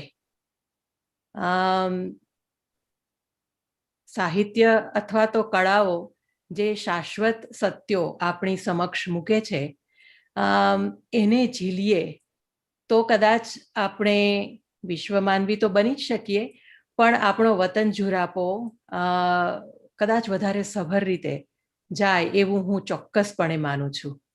અને તેથી ભારતના કલા વિશ્વ સાથે, ભારતના સંસ્કાર જગત સાથે, ગુજરાતના સંસ્કાર જગત સાથે લોકો સંકળાય એ રીતે કવિઓ સાથે સંવાદો થાય છે. રેડિયો પર માત્ર સાહિત્ય નથી હોતું, રેડિયો પર બધું જ હોય છે, પણ સાહિત્ય અને કલાઓ ઘણે અંશે એમાં હોય છે. અને જ્યારે તમે કોઈ કવિ એના કર્તૃત્વની ક્ષણો જે એ લોકો જ્યારે ફરીથી સજીવન કરે તમારી સાથેના સંવાદમાં, જ્યારે એમના સાહિત્ય વિશે, એમના મનોજગતમાં જ્યારે આપણને પ્રવેશવાની તક મળે, ત્યારે મને લાગે છે કે એ આનંદ જે મને મળે છે એ આનંદ કોઈ એક કવિ પોતાની રચના કરે એનાથી જરાય ઓછો હોતો નથી. એ સંતોષ જે થાય છે, ઘણીવાર હું એવું પણ કહું છું કે મારું કામ ટપાલી કર્મ જેવું છે, જે એક જગ્યાએ છે તે હું બીજા બધાને પહોંચાડું છું. એટલે મારું કામ તો ફક્ત ટપાલીનું જ છે. આપણે આપણા પ્રિય કવિ વિનોદભાઈ કે પન્નાબેન ની મુલાકાત કરીએ તો એમની પાસે જે છે એ મેળવીને આપણે શ્રોતાઓ સુધી કે વાચકો સુધી પહોંચાડીએ છીએ. એટલે એ કામ એક રીતે ટપાલી કર્મ છે, પણ એમાંથી હું અંગતપણે ખૂબ પામી છું. અને મારી એવી ઈચ્છા છે કે વિશ્વ ગુજરાતીઓ, વિશ્વમાં વસતા ગુજરાતીઓ આ બધું જ પોતપોતાની ક્ષમતા પ્રમાણે પણ મેળવે. આરાધનાબેન સાથે અને આ બધા સાથે વાત કરીને મને એવું લાગે કે ભલે એવું કહેવાય કે આ બધાનું દેશાંતર થયું છે, પણ એવું નથી લાગતું કે એના બધાના અંતરમાં તો દેશ જ ધબકે છે. એટલે આ લાગણી વિશે, આ નાજુક ભાવો વિશે વાત કરવા માટે તો જેટલો સમય હોય એટલો ઓછો પડે. અને એ અઘરું સમયને જોવાનું, એને ધ્યાન રાખવાનું એવું અઘરું કામ જ્યારે મને સોંપ્યું હોય ત્યારે મને એવું થાય કે આ બધી વ્યક્તિઓ એવી છે ને, આપણે આદિ ગુરુ શંકરાચાર્યને યાદ કરીએ તો વિદેશેષુ માન્ય સ્વદેશેષુ ધન્ય, એવા આ બધા વ્યક્તિત્વો છે જેને એક સાથે વાત કરવા માટે પણ 1 કલાક કદાચ ઓછો પડે તો એ બધા જ સાથે વાત, અને એ પણ આટલા ઓછા સમયમાં. પણ હજી હું એવી પરવાનગી માગીશ, જો મને આપે તો, કે આમાંના સર્જકો પાસેથી કંઈક સાંભળીએ, એ લોકોની રચના, એકાદી પંક્તિઓ આપણે સાંભળીને પછી છૂટા પડીએ. બશીર બદ્ર ફરી મને યાદ આવે કે જે કહે છે કે ગઝલો કા હુનર अपनी आंखों को सिखाएंगे, गजलों का हुनर अपनी आंखों को सिखाएंगे, रोएंगे बहुत लेकिन आंसू नहीं आएंगे. તો આ કેથાર્સિસ છે શું સર્જન, અને આવી કોઈક લાગણી છે તમારા સર્જનોમાં હશે જ, ક્યાંક ને ક્યાંકની ગણામાં ઢોકાતી હશે. તો હું પન્નાબેનને કહું કે એવી એકાદ પંક્તિ અમને સંભળાવે. હું હમણાં હાઇકુ પર કામ કરું છું, હાઇકુના અનુવાદ કરું છું. એટલે ગઈકાલે જ એક હાઇકુ મને બહુ જ ગમતું હાઇકુ, એ હું તમને, એટલે અહીંના કોન્ટેક્સ્ટમાં એને અનુવાદ કરવાનું કેટલું મુશ્કેલ છે એ મારે બતાવવું છે. પીઠી ચોળાવી બેઠા છે ડેફોડિલ્સ ઘાસ મંડપે. હવે આ પીઠી ચોળાવી અમેરિકન્સને કેવી રીતે સમજાવવું? એ જે આઉટ ઓફ કોન્ટેક્સ્ટની વાત છે. એટલે હું અહીંયા લખું છું ભલે અમેરિકામાં, ગુજરાતીમાં લખું છું, પણ હું આ કોન્ટેક્સ્ટ સમજાવી નથી શકતી અમેરિકાનો. એટલે એ મોટી વાત છે. મારી દ્વિધા આ છે કે અહીંયા અમેરિકામાં રહીને ગુજરાતીમાં લખવાનું એ સામે પૂરે તરવાની વાત છે. અને આપણી પાસે ભાથું તો ત્યાંથી લાવ્યા છીએ એટલું જ છે. અને અહીંયા સર્જન ગુજરાતીમાં કરવાનું, જ્યાં 9 થી 5 અને 24 કલાક અમેરિકાના અંગ્રેજી વાતાવરણ વચ્ચે જીવવાનું, અને ભાષા મારી આજુબાજુના લોકો સમજે નહીં એની સાથે સંવાદ કરતા કરતા આ ગુજરાતીમાં સર્જન કરવાનું, એ એક મોટી દ્વિધા છે.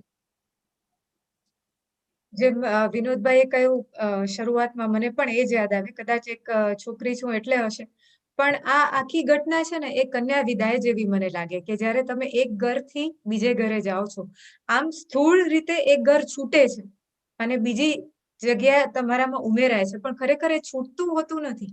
એ તો તમારા સંસ્કારોમાં, તમારી અંદર ઉછેર સાથે તમારી અંદર એ ઉમેરાયેલું હોય છે. બીજું કંઈક પણ એમાં આવે છે. એટલે આ બે જે બહારથી દેખાતા વિરોધાભાસ છે એ ક્યારેક એકમેકમાં ઓતપ્રોત થઈ જાય છે. અને પછી પન્નાબેન તમે કહ્યું એના જેવું છે કે ડેફોડિલ્સ ને પીઠી ચોળાવવા વાળી એક કલ્પના અને એ પ્રકારનું એક દ્રશ્ય આપણી સામે સર્જાય છે. પંચમભાઈ, તમને વિનંતી કરું કે આવી એકાદી પંક્તિ અમને સંભળાવી શકો તો. એટલે હું પંક્તિ એકાદો શેર. સંભળાવું ત્યારે, હા જરૂર. તમે આ કીધું ને કે કશું છૂટતું નથી, એટલે એક રીતે તો એ કલમી સાહિત્ય છે. એમ કલમ કરો તો 2 ફૂલ આવે, 2 જુદા જુદા રંગના, એમ બંને ફૂલની મજા હોય એવું એક કલમી સાહિત્ય થાય. મારે થોડીક મારી પંક્તિ કરતા હું અમારા અહીંના સરસ મજાના ગઝલકાર અદમ ટંકારવી એ જે ડાયાસ્પોરાને જુએ છે થોડુંક જુદી રીતે જુએ છે. એમની સેજ વાત કરું તો અદમભાઈ કે છે કે ડાયાસ્પોરા સાહિત્ય સંદર્ભે વતન જુરાપાની વાતો થઈ છે, પણ એમની જે મૂંઝવણ છે ભાષા જુરાપાની હતી અને એ માટે એમને ગુજરાતી સાહિત્ય અકાદમી એ રણમાં વીરડી જેવી લાગી. અને એ અનુભૂતિમાંથી જે શેર એમને મળ્યો છે એ છે, જીવ પેઠે સાચવે એને અદમ ને અદમને સાચવે છે ગુર્જરી. તો અદમભાઈ આવું કે છે. અને ગઝલ સ્વરૂપ વિશે પણ થોડુંક રીથિંક જેવું અદમભાઈએ કર્યું છે કે અહીંના મુશાયરાઓમાં ગુજરાત જેવી ગઝલ ન જામે, કેમ કે અહીંની સનમ પણ જુદી ને શ્રોતા પણ જુદા. એટલે અદમ સાહેબ ગુજરાતમાં હોય ત્યારે લખે કે જ્યાં સુકાવા નાખી એણે ઓઢણી, લીમડાની ડાળ મીઠી થઈ ગઈ. એ બરાબર છે, પણ બ્રિટનમાં આવીને કે ગુજરાતમાં હતી આ ગઝલ ગોળ પાપડી, ઇંગ્લેન્ડમાં આવી અને ચોકલેટ થઈ ગઈ. તો આ એક જાતનો બદલાવ આવે છે, એ બદલાવ દેખાય છે, પણ અહીંનું ગુજરાતી સાહિત્ય કંઈક અંશે મુખ્ય પ્રવાહના સાહિત્યથી જુદું પડે છે, પણ હજુ એની કોઈ આગવી મુદ્રા ઊભી થઈ શકી નથી. આ અદમભાઈના વિચારો મેં વ્યક્ત કર્યા. Thank you પંચમભાઈ. અશરફભાઈ તમારી પાસે આવીશ કે કોઈ એક પંક્તિ અમને સંભળાવો.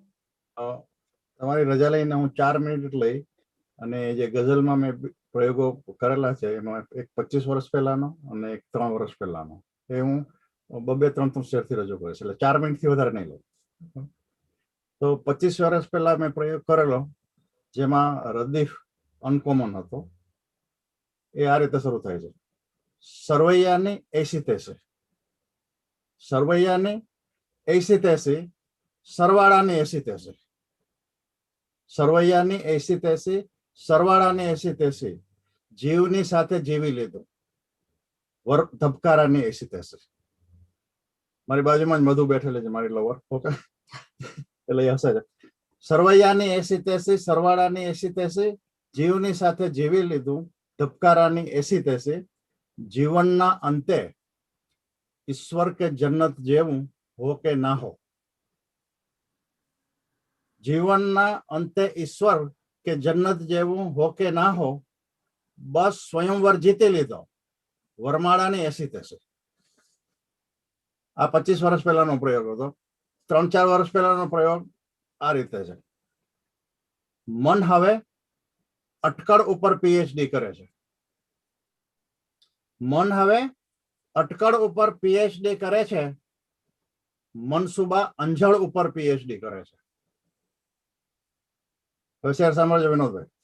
જે નથી ભીંજાઈ શકતા જળમાં રહીને, જે નથી ભીંજાઈ શકતા જળમાં રહીને, એ બિચારા નળ ઉપર પીએચડી કરે છે. અને છેલ્લો શેર છે: પાપને ધોયા નથી. પંચમભાઈ સાંભળજો સર. પાપને ધોયા નથી જેણે કોઈ રીતે, પાપને ધોયા નથી જેણે કોઈ રીતે, એ ગંગાજળ ઉપર પીએચડી કરે છે. Thank you. Thank you Ashrafbhai.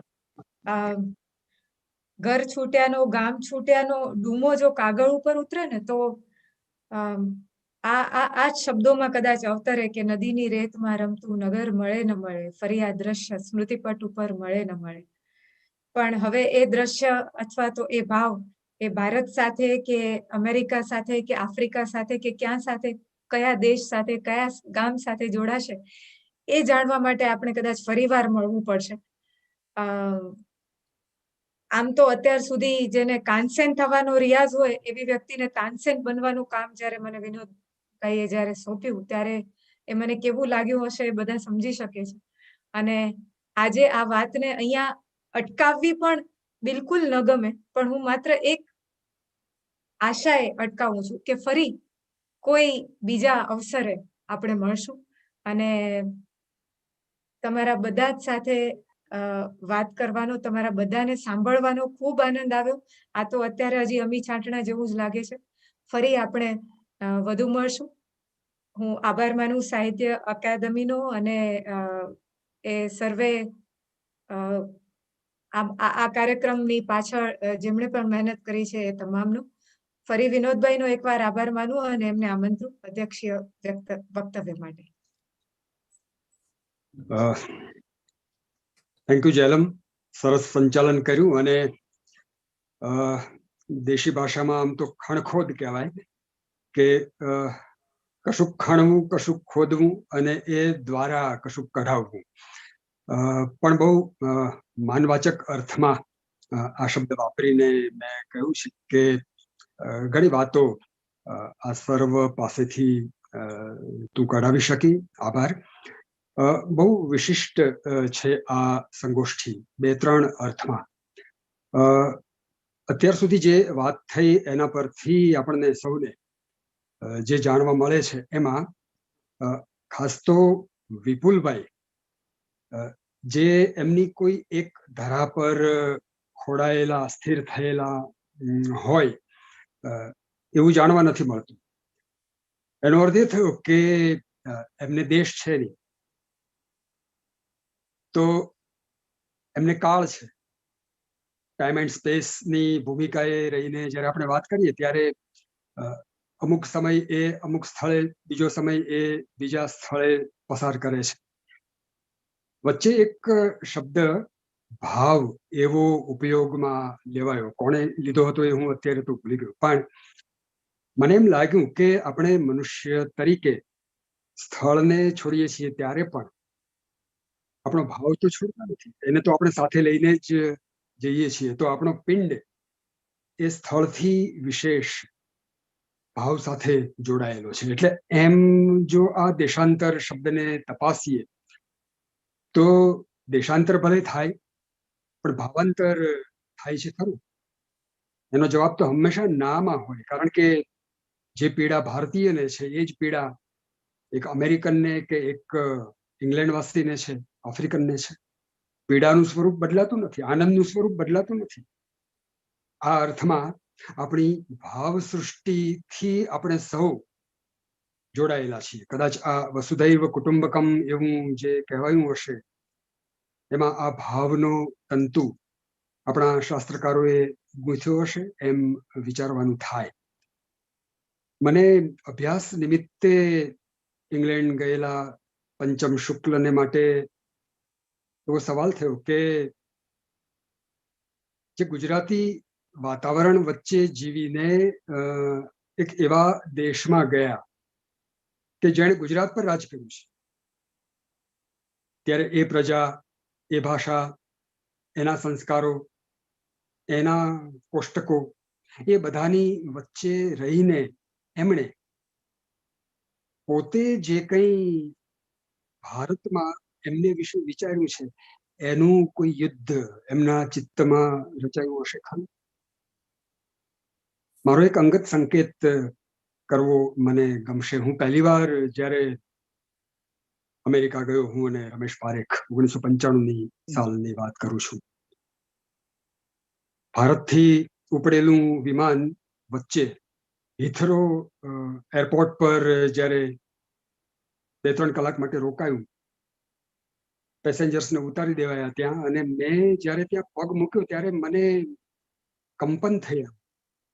હું એ ભૂમિ પર પગ મૂકી રહ્યો છું કે જે ભૂમિના વસાહતીઓએ મારા દેશને 200-250 વર્ષ સુધી ગુલામ રાખ્યો છે.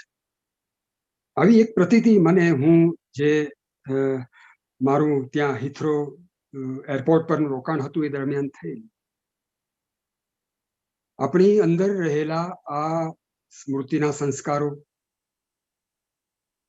અનુભવોના સંસ્કારો, એનાથી રચાયેલો આપણો વિચાર પિંડ એ આપણને ઘણી ઘણી રીતે ઝકઝોરી નાખતો હોય છે.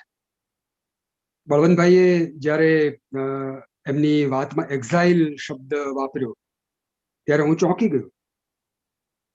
આ દેશવટો છે કે જાતે સ્વીકારેલો દેશ છે, અને જો આપણે એ દેશમાં જઈને રોપાઈએ છીએ તો આપણા મૂળ જ્યાં હોય, અથવા તો વિપુલભાઈ કે જેમને મૂળ જ નથી, એમની વ્યથા અથવા તો એમની પરિસ્થિતિ, વ્યથા એવો શબ્દ પણ શા માટે વાપરીએ? સુખ કે દુઃખ એ હકારાત્મક કે નકારાત્મક રીતે લેવાને બદલે એક પરિસ્થિતિ લેખે પણ આપણે લઈએ તો દરેક પરિસ્થિતિ આપણને આવા જુદા જુદા અનુભવો આપનારી બને છે, અને એ રીતે આપણા સંવેદન પિંડને ઘડે છે. ને વાત બનીને એ આવે છે કે આપણને આપણી ભાષા જે આપણે શીખ્યા છીએ એને તો આપણે ઉતરડી શકતા નથી. આપણને વિચાર તો એ ભાષામાં આવે છે, અને જ્યારે સર્જકતા સાથે જોડાઈએ છીએ ત્યારે એ ભાષા પેલી સર્જકતામાં એન્ટર થાય છે, એ પ્રવેશ કરે છે. અને એ વખતે એ કેવી રીતે ક્રીડા કરે છે, કોયડો આ છે. બળવંતભાઈ એમના બીજ ભાષણમાં મારો સંદર્ભ આપીને કહ્યું એ વાત મેં ઘણા વર્ષો પહેલા અનુભવેલી. મને મારા કેટલાક અમેરિકન મિત્રો જે ત્યાં 40-50 વર્ષથી રહે છે, અશરફભાઈ વગેરે, પણ મને એવું જાણવા મળ્યું કે એ જે ભાષા બોલે છે એમાં કેટલાક એવા શબ્દ છે અથવા એવી કેટલીક લઢણો છે જે આજના ગુજરાતી ભાષકોમાં નથી. એનું કારણ એ છે કે ગુજરાતી ભાષકો, ગુજરાતમાં વસતા ગુજરાતી ભાષકો એમના ઉપર અનેક બીજી ભાષાઓના સ્તરોને સ્વીકારતા ગયા છે. જ્યારે ગુજરાતમાંથી દેશાંતરિત થઈને અન્યત્ર ગયેલા જે ગુજરાતીઓ છે એમની ભાષા અકબંધ જળવાઈ રહી છે, કારણ કે એના ઉપર બીજી કોઈ ભાષાના, બીજી કોઈ ગુજરાતીના જુદા જુદા સ્તરો ચડ્યા નથી. તો એક અભ્યાસીએ આ બંને ગુજરાતીની તપાસ કરવા જેવી છે. બાબુ સુથાર અમેરિકામાં પેન્સિલ્વેનિયા યુનિવર્સિટીમાં ભાષા ભણાવતા હતા. એમને મેં આ વાત કરી હતી કે મારું આવું નિરીક્ષણ છે, ત્યારે એમને ગમેલું. આપણે સાહિત્યની જ્યારે વાત કરીએ છીએ ત્યારે સાહિત્યનો ઉદ્દેશ આનંદ એમ લગભગ સર્વસ્વીકૃત હકીકત છે એમ ગણીએ. સદ્ય પર નિર્ભરતાએ આમ કહેવાયું. અશરફભાઈ સાવ જુદી જ વાત કરી. બહુ રસ પડે કે એ તો એમને માટે દ્વૈતિક સેકન્ડરી છે. એમનો તબીબી વ્યવસાય એ એમને માટે એથી વિશેષ મહત્વનો છે. તો પછી કોયડો એ થાય કે તો એમની રચનાઓમાં જે ઊંડાણ આવે છે, કલાનું ઊંડાણ, કવિતાનું ઊંડાણ, એ ક્યાંથી આવ્યું? એ સંસ્કાર એ આ દેશાંતર પછીનો છે, પહેલાનો છે? પહેલા હતો તો એ સંવર્ધિત થયો છે, અથવા તો એ સંવર્ધિત થવાને બદલે પહેલા જે હતો એનો એ જ સચવાઈ રહ્યો ને એમાંથી કશું ઉગ્યું? આપણને આવા ઘણા પંચમભાઈએ જ્યારે અદમ ટંકારવીની વાત કરી ત્યારે અદમ ટંકારવીની ગઝલોની ભાષામાં જે રીતે ગુજરાતી અને એની સાથે અંગ્રેજી શબ્દો જોડાઈને આવે છે, એની સ્વભાવગત ખૂબીઓ તપાસવા જેવી છે, જુદી જ છે. તો એ પોતાની સામે હવે યુકે વાસીઓ છે, ત્યાં વસતા ગુજરાતીઓ છે, એમને જોઈને લખે છે કે પછી પોતાની અંદર જે રીતે ભાષા સક્રિય થાય છે એનું પરિણામ આપે છે?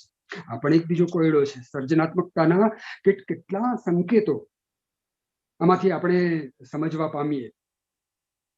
આજે તો એવા આપણી પાસે જે આ 4-5 પ્રતિનિધિઓ છે જેમની વાતમાંથી આપણને આવા કેટલાક મુદ્દા મળ્યા છે.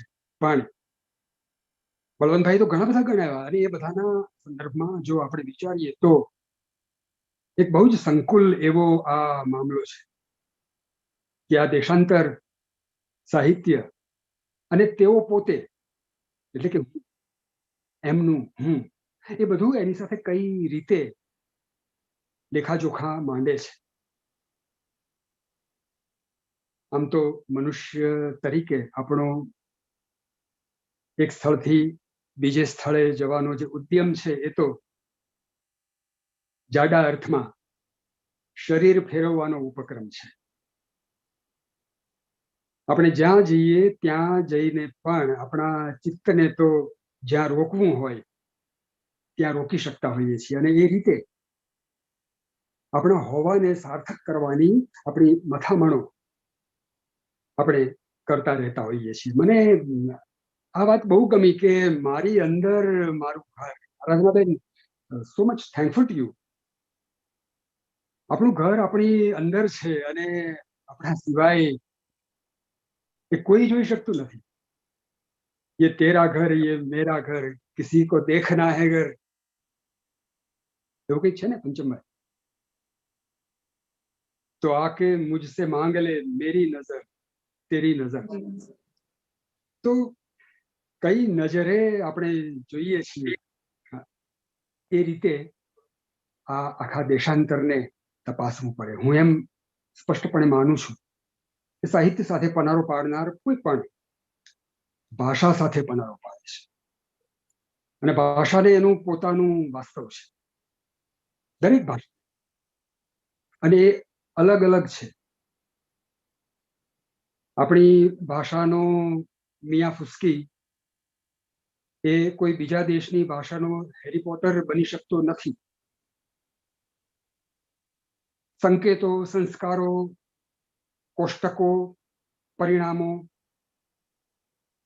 અનેક પરિમાણોથી જોતા આ બધું જ આપણને જુદું લાગે છે અને છતાં એ બધું બધાને ગમે છે. વિશ્વ આખું એને સ્વીકારે છે. એનું કારણ શું છે? એનો ઉત્તર એ છે કે એનું કારણ કોઈ નથી. માધવ રામાનુજની પંક્તિઓ મને યાદ આવે છે વિપુલભાઈ. એક એવું ઘર મળે આ વિશ્વમાં જ્યાં કશા કારણ વિના પણ જઈ શકું. આ દેશાંતરની સાથે જ્યારે આપણે કારણોને જોડીએ છીએ અને એને સમજવા મથીએ છીએ ત્યારે એ કારણો આપણી સન્મુખ આવે તો જરૂર છે, પણ સરવાળે વિચારતા તો એવું લાગે છે કે એ કારણ અકારણ છે. હકીકત તો એ છે કે આપણે આપણને જ શોધી રહ્યા છીએ જ્યાં હોઈએ ત્યાં. અને એ અર્થમાં આ હું જે આપણા આજના કાર્યક્રમના શીર્ષકમાં છેલ્લે છે એ પહેલા આવીને ઊભો રહે છે.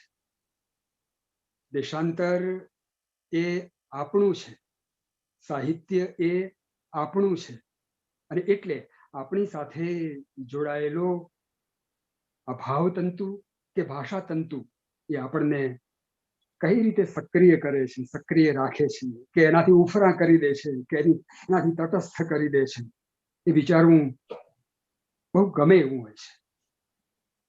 આજે આપણે જે ચર્ચા કરી એમાં કેટલા નવા સંકેતો દરેકની વાતમાંથી જાણવા મળ્યા. પન્નાબેન આપણા વરિષ્ઠ કવયિત્રી છે. હવે તો એ 80ના દાયકામાં પ્રવેશી ચૂક્યા. એમણે વતન એવો શબ્દ વાપર્યો અને એમ કહ્યું કે આયુષ્યના વધુમાં વધુ વર્ષો આપણે જ્યાં વિતાવ્યા હોય એવો આ મારો દેશ. તો 80 વર્ષ એમાંથી થોડાક વર્ષ આપણે બાદ કરી દઈએ ભારતમાં એમણે વિતાવેલા હોય એવા, તો હવે બાકી રહેલા વર્ષોને એમાં ઉમેરી દઈને આપણે ગણતરી માંડી શકીએ કે એમનું વતન હવે અમેરિકા. તો આ જે વતન, આ નેટિવિટી, આ આધાર, ભારતમાં તો હવે આધાર કાર્ડનો મહિમા છે. તો આપણે ખરેખર કયા ટેકાથી જીવી રહ્યા છીએ, હરીફરી રહ્યા છીએ, એકબીજાને મળી રહ્યા છીએ? મને લાગે છે કે ભાવથી ઇતર આપણા સૌને ટેકો કરતું, આપણને સૌને સાંધતું, આપણને સૌને જોડતું એવું બીજું કોઈ તત્વ નથી. તમે ભાષા બાદ કરી દો, તમે સ્થળને બાદ કરી દો, તમે તમારા મૂળને ઘડીભર કાપી નાખો અને વિચારો તો પણ તમે જેમની સાથે છો એમનામાં તમારામાં છે એ જ ભાવો છે. તો તમે દેશાંતર ક્યાં કર્યું? હવે એની સાથે જયારે તમે વાત કરો છો અને તમારા ભાવ વ્યક્ત કરો છો ત્યારે એ ભાવાંતર છે. અને આવું ભાવાંતર એ આપણી સર્જક તરીકેની સક્રિયતાને મદદ કરનારું છે, આપણી ભાષાને જીવાડવા માટે મદદ કરનારું છે, આપણા વતનને, આપણા મૂળિયાને યાદ કરવા માટે એ મદદરૂપ થનારું છે. તો આપણે ઘડીભર જે છેડે હોઈએ છીએ ત્યાંથી સામા છેડે પહોંચી જઈએ છીએ અને સામે છેડે પહોંચીને વળી પાછા આપણા છેડે આવતા રહીએ છીએ. વિપુલભાઈ કહે છે એ પ્રમાણેની આ એક આવન જાવન છે. આ નિરાશ્રિતપણું નથી, આ રેફ્યુજીની સ્થિતિ નથી. સાવ સામાછેડાનો શબ્દ વાપરીને કહું તો આ જ વૈશ્વિકતા છે, આ જ શાશ્વતી છે, અને એમાં જ સરવાળે તો મનુષ્યનું મનુષ્યત્વ સ્થિર થનારું છે. એક સાહિત્ય સાથે કામ પાડનાર વ્યક્તિ તરીકે હું જ્યારે વિચારું છું ત્યારે મને આજે આપણા જે મહેમાનો છે ને તેમની પાસેથી જે વાતો જાણવા સાંભળવા મળી એનાથી મને કેટલુંક આવું સૂઝ્યું છે. સરવાળે તો આપણું પોતાનું નામ એ પણ આપણે લઈને આવેલા નથી, તો આપણી ભાષા કે આપણો દેશ કે બીજો કોઈ દેશ કે આપણું રાજ્ય કે આપણી સોસાયટી કે આપણા ઘરનું નામ, આ બધું જ એક ઓળખ છે, આઈડેન્ટિટી છે.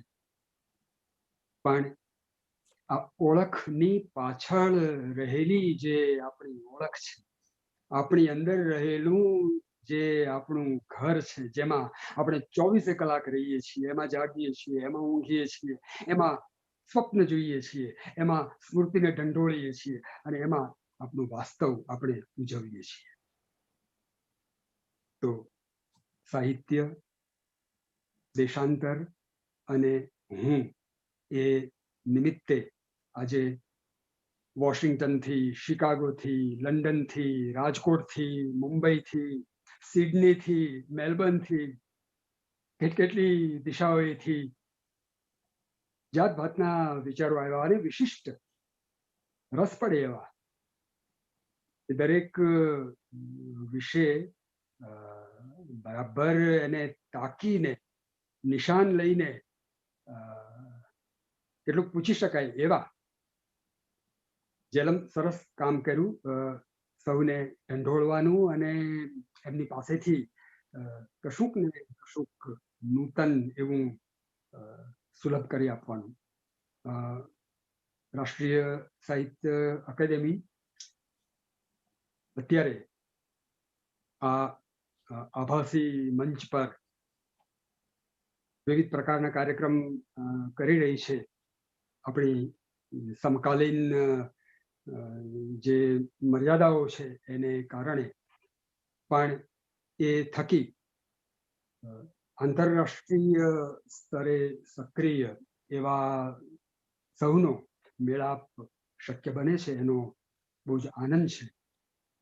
હું વ્યક્તિગત રીતે અને સાહિત્ય અકાદમી વતી આપ સૌનો આભાર તો માનું જ છું, પણ સમાંતરે હું એવું ઈચ્છું કે આપણે જ્યાં પણ છીએ ત્યાં રહે આપણી ભૂમિને, આપણી ભાષાને ભાવથી જ્યારે સ્મરતા રહીએ છીએ ત્યારે એની સાથે આપણું હોવું એ આપોઆપ જોડાઈ જતું હોય છે અને એવા જોડાણને આપણે સમર્થન આપીએ અને સાથે રહીએ. દૃષ્ટિકોણ બદલીને જોવું સૌને સૌનું હોય જ હોવું. આપણે ગમે ત્યાં જઈએ પણ આપણે જે જોવું હોય એ તો જરૂર જોઈ શકતા હોઈએ છીએ અને એ જોવાનું આંખો તો બધાને હોય છે પણ દૃષ્ટિ બધાને હોતી નથી. તો એ દૃષ્ટિથી આપણને આ બધું સાંપડે એવી અભિલાષા સાથે પુનઃ આભાર માનીને ઓમપ્રકાશ નાગરને હું વિનંતી કરું કે સાહિત્ય અકાદમી વતી એ વિધિવત આભાર વિધિ કરે અને પછી આપણે કાર્યક્રમને समाप्त करिए. ओम नागर जी. बहुत बहुत धन्यवाद आदरणीय विनोद जोशी जी, जो कि साहित्य अकादमी में गुजराती भाषा परामर्श मंडल के संयोजक और आज के इस परिसंवाद की अध्यक्षता आपने की. परिसंवाद में सरस संवाद जिन्होंने स्थापित किया तमाम रचनाकारों के बीच, झेलम जी का विशेष आभार, क्योंकि आपने जिस तरह से सवाल किए उससे ये पता लगा कि एक डॉक्टर की प्राणवायु, सबकी प्राणवायु ऑक्सीजन हो सकती है, लेकिन गजल उनके लिए प्राणवायु की तरह आज हम इस परिसंवाद से जान सके। तो साहित्य हमारे भीतर किस तरह से पनपता है, वही पन्ना नायक जो अपने भारत में रहते हुए कुछ नहीं लिख पाई, वो जैसे ही देश छूटता है स्मृतियां बनती हैं, वैसे 10 कविता संग्रह वो विदेश में रहकर लिखती है। आराधना भट्ट जी, जिस तरह से विपुल कल्याणी जी ने कहा कि क्यों कोई देश छोड़ता है, उसका धनार्जन या जीविकोपार्जन या विद्यार्जन जैसे कारण है, लेकिन लगन के बाद भी एक महिला, एक स्त्री का विवाह के बाद भी देश टूटता है। आराधना भट्ट जी ने उस अपने प्रदेश जाने के बाद भी अपने साहित्य में उन्होंने सृजित किया अपने अनुभवों को, और अपनी भाषा से वो निरंतर जुड़ते रहे। यूं कहें, जैसे विपुल कल्याण जी ने कहा दलपत राम जी के भाषा में कि लेखक अपनी भाषा का वकील होता है, तो हम उम्मीद करते हैं कि आज के इस परिसंवाद में डॉक्टर बलवंत जानी जी, आदरणीय विनोद जोशी जी, जेलम जी, पन्ना नायक जी, अशरफ जी और पंचम शुक्ल जी, विपुल कल्याणी जी और आराधना भट्ट जी, इस परिसंवाद निश्चित रूप से जो अभी साहित्य रसिक हमें यूट्यूब पर बड़ी संख्या में लाइव देख रहे हैं, उनको भी पसंद आएगा। और हमारी भी ये उम्मीद है कि साहित्य अकादमी ने जो वेबलाइन साहित्य श्रृंखला के तहत ये परिसंवाद आयोजित किया है, तो आप सभी गुजराती भाषा के विद्वान लेखक अपनी भाषा की शोरम को यूं ही देश प्रदेश में निरंतर फैलाते रहें और भाषा संस्कृति की सेवा करती रहें। मैं साहित्य अकादमी परिवार की ओर से और साहित्य अकादमी के आदरणीय सचिव डॉक्टर के श्रीनिवास राव जी की तरफ से आप सभी विद्वज्जनों का आभार व्यक्त करता हूं, और साथ ही ये जानकारी भी साझा करता हूं, जैसा कि आदरणीय विनोद जी ने कहा, पिछले 1 वर्ष से कोरोना की वजह से हम ऑफलाइन कार्यक्रम आयोजित नहीं कर पा रहे हैं, लेकिन वर्चुअल कार्यक्रम गुजराती ही नहीं बल्कि अन्य भारतीय भाषाओं में बहुत किए हैं। और जब आप साहित्य अकादमी की यूट्यूब पर सर्च करेंगे तो आपके कहीं फिर परिचित भाषा से भी अपनी कविताओं के साथ, अपनी कहानियों के साथ, अपने संभाषणों के साथ परिसंवाद और सेमिनार में उनके वक्तव्य आप सुन सकेंगे। तो मैं सभी से आग्रह करूंगा कि आप न केवल इस कार्यक्रम को बल्कि अन्य कार्यक्रम जो गुजराती भाषा में ये वर्चुअल माध्यम से आयोजित किए हुए हैं, उन तक भी आपकी पहुंच बनेगी, साहित्य रसिकों की पहुंच बनेगी। पुनः जिस देश काल का बार बार जिक्र हुआ, देश भी बदल रहे हैं और काल भी सब जगह जहां से आप जुड़े हैं वहां सबका अलग अलग समय है, लेकिन साहित्य की अनिवार्यता और उपस्थिति हर काल में होती है, उसकी आवश्यकता हर काल में होती है।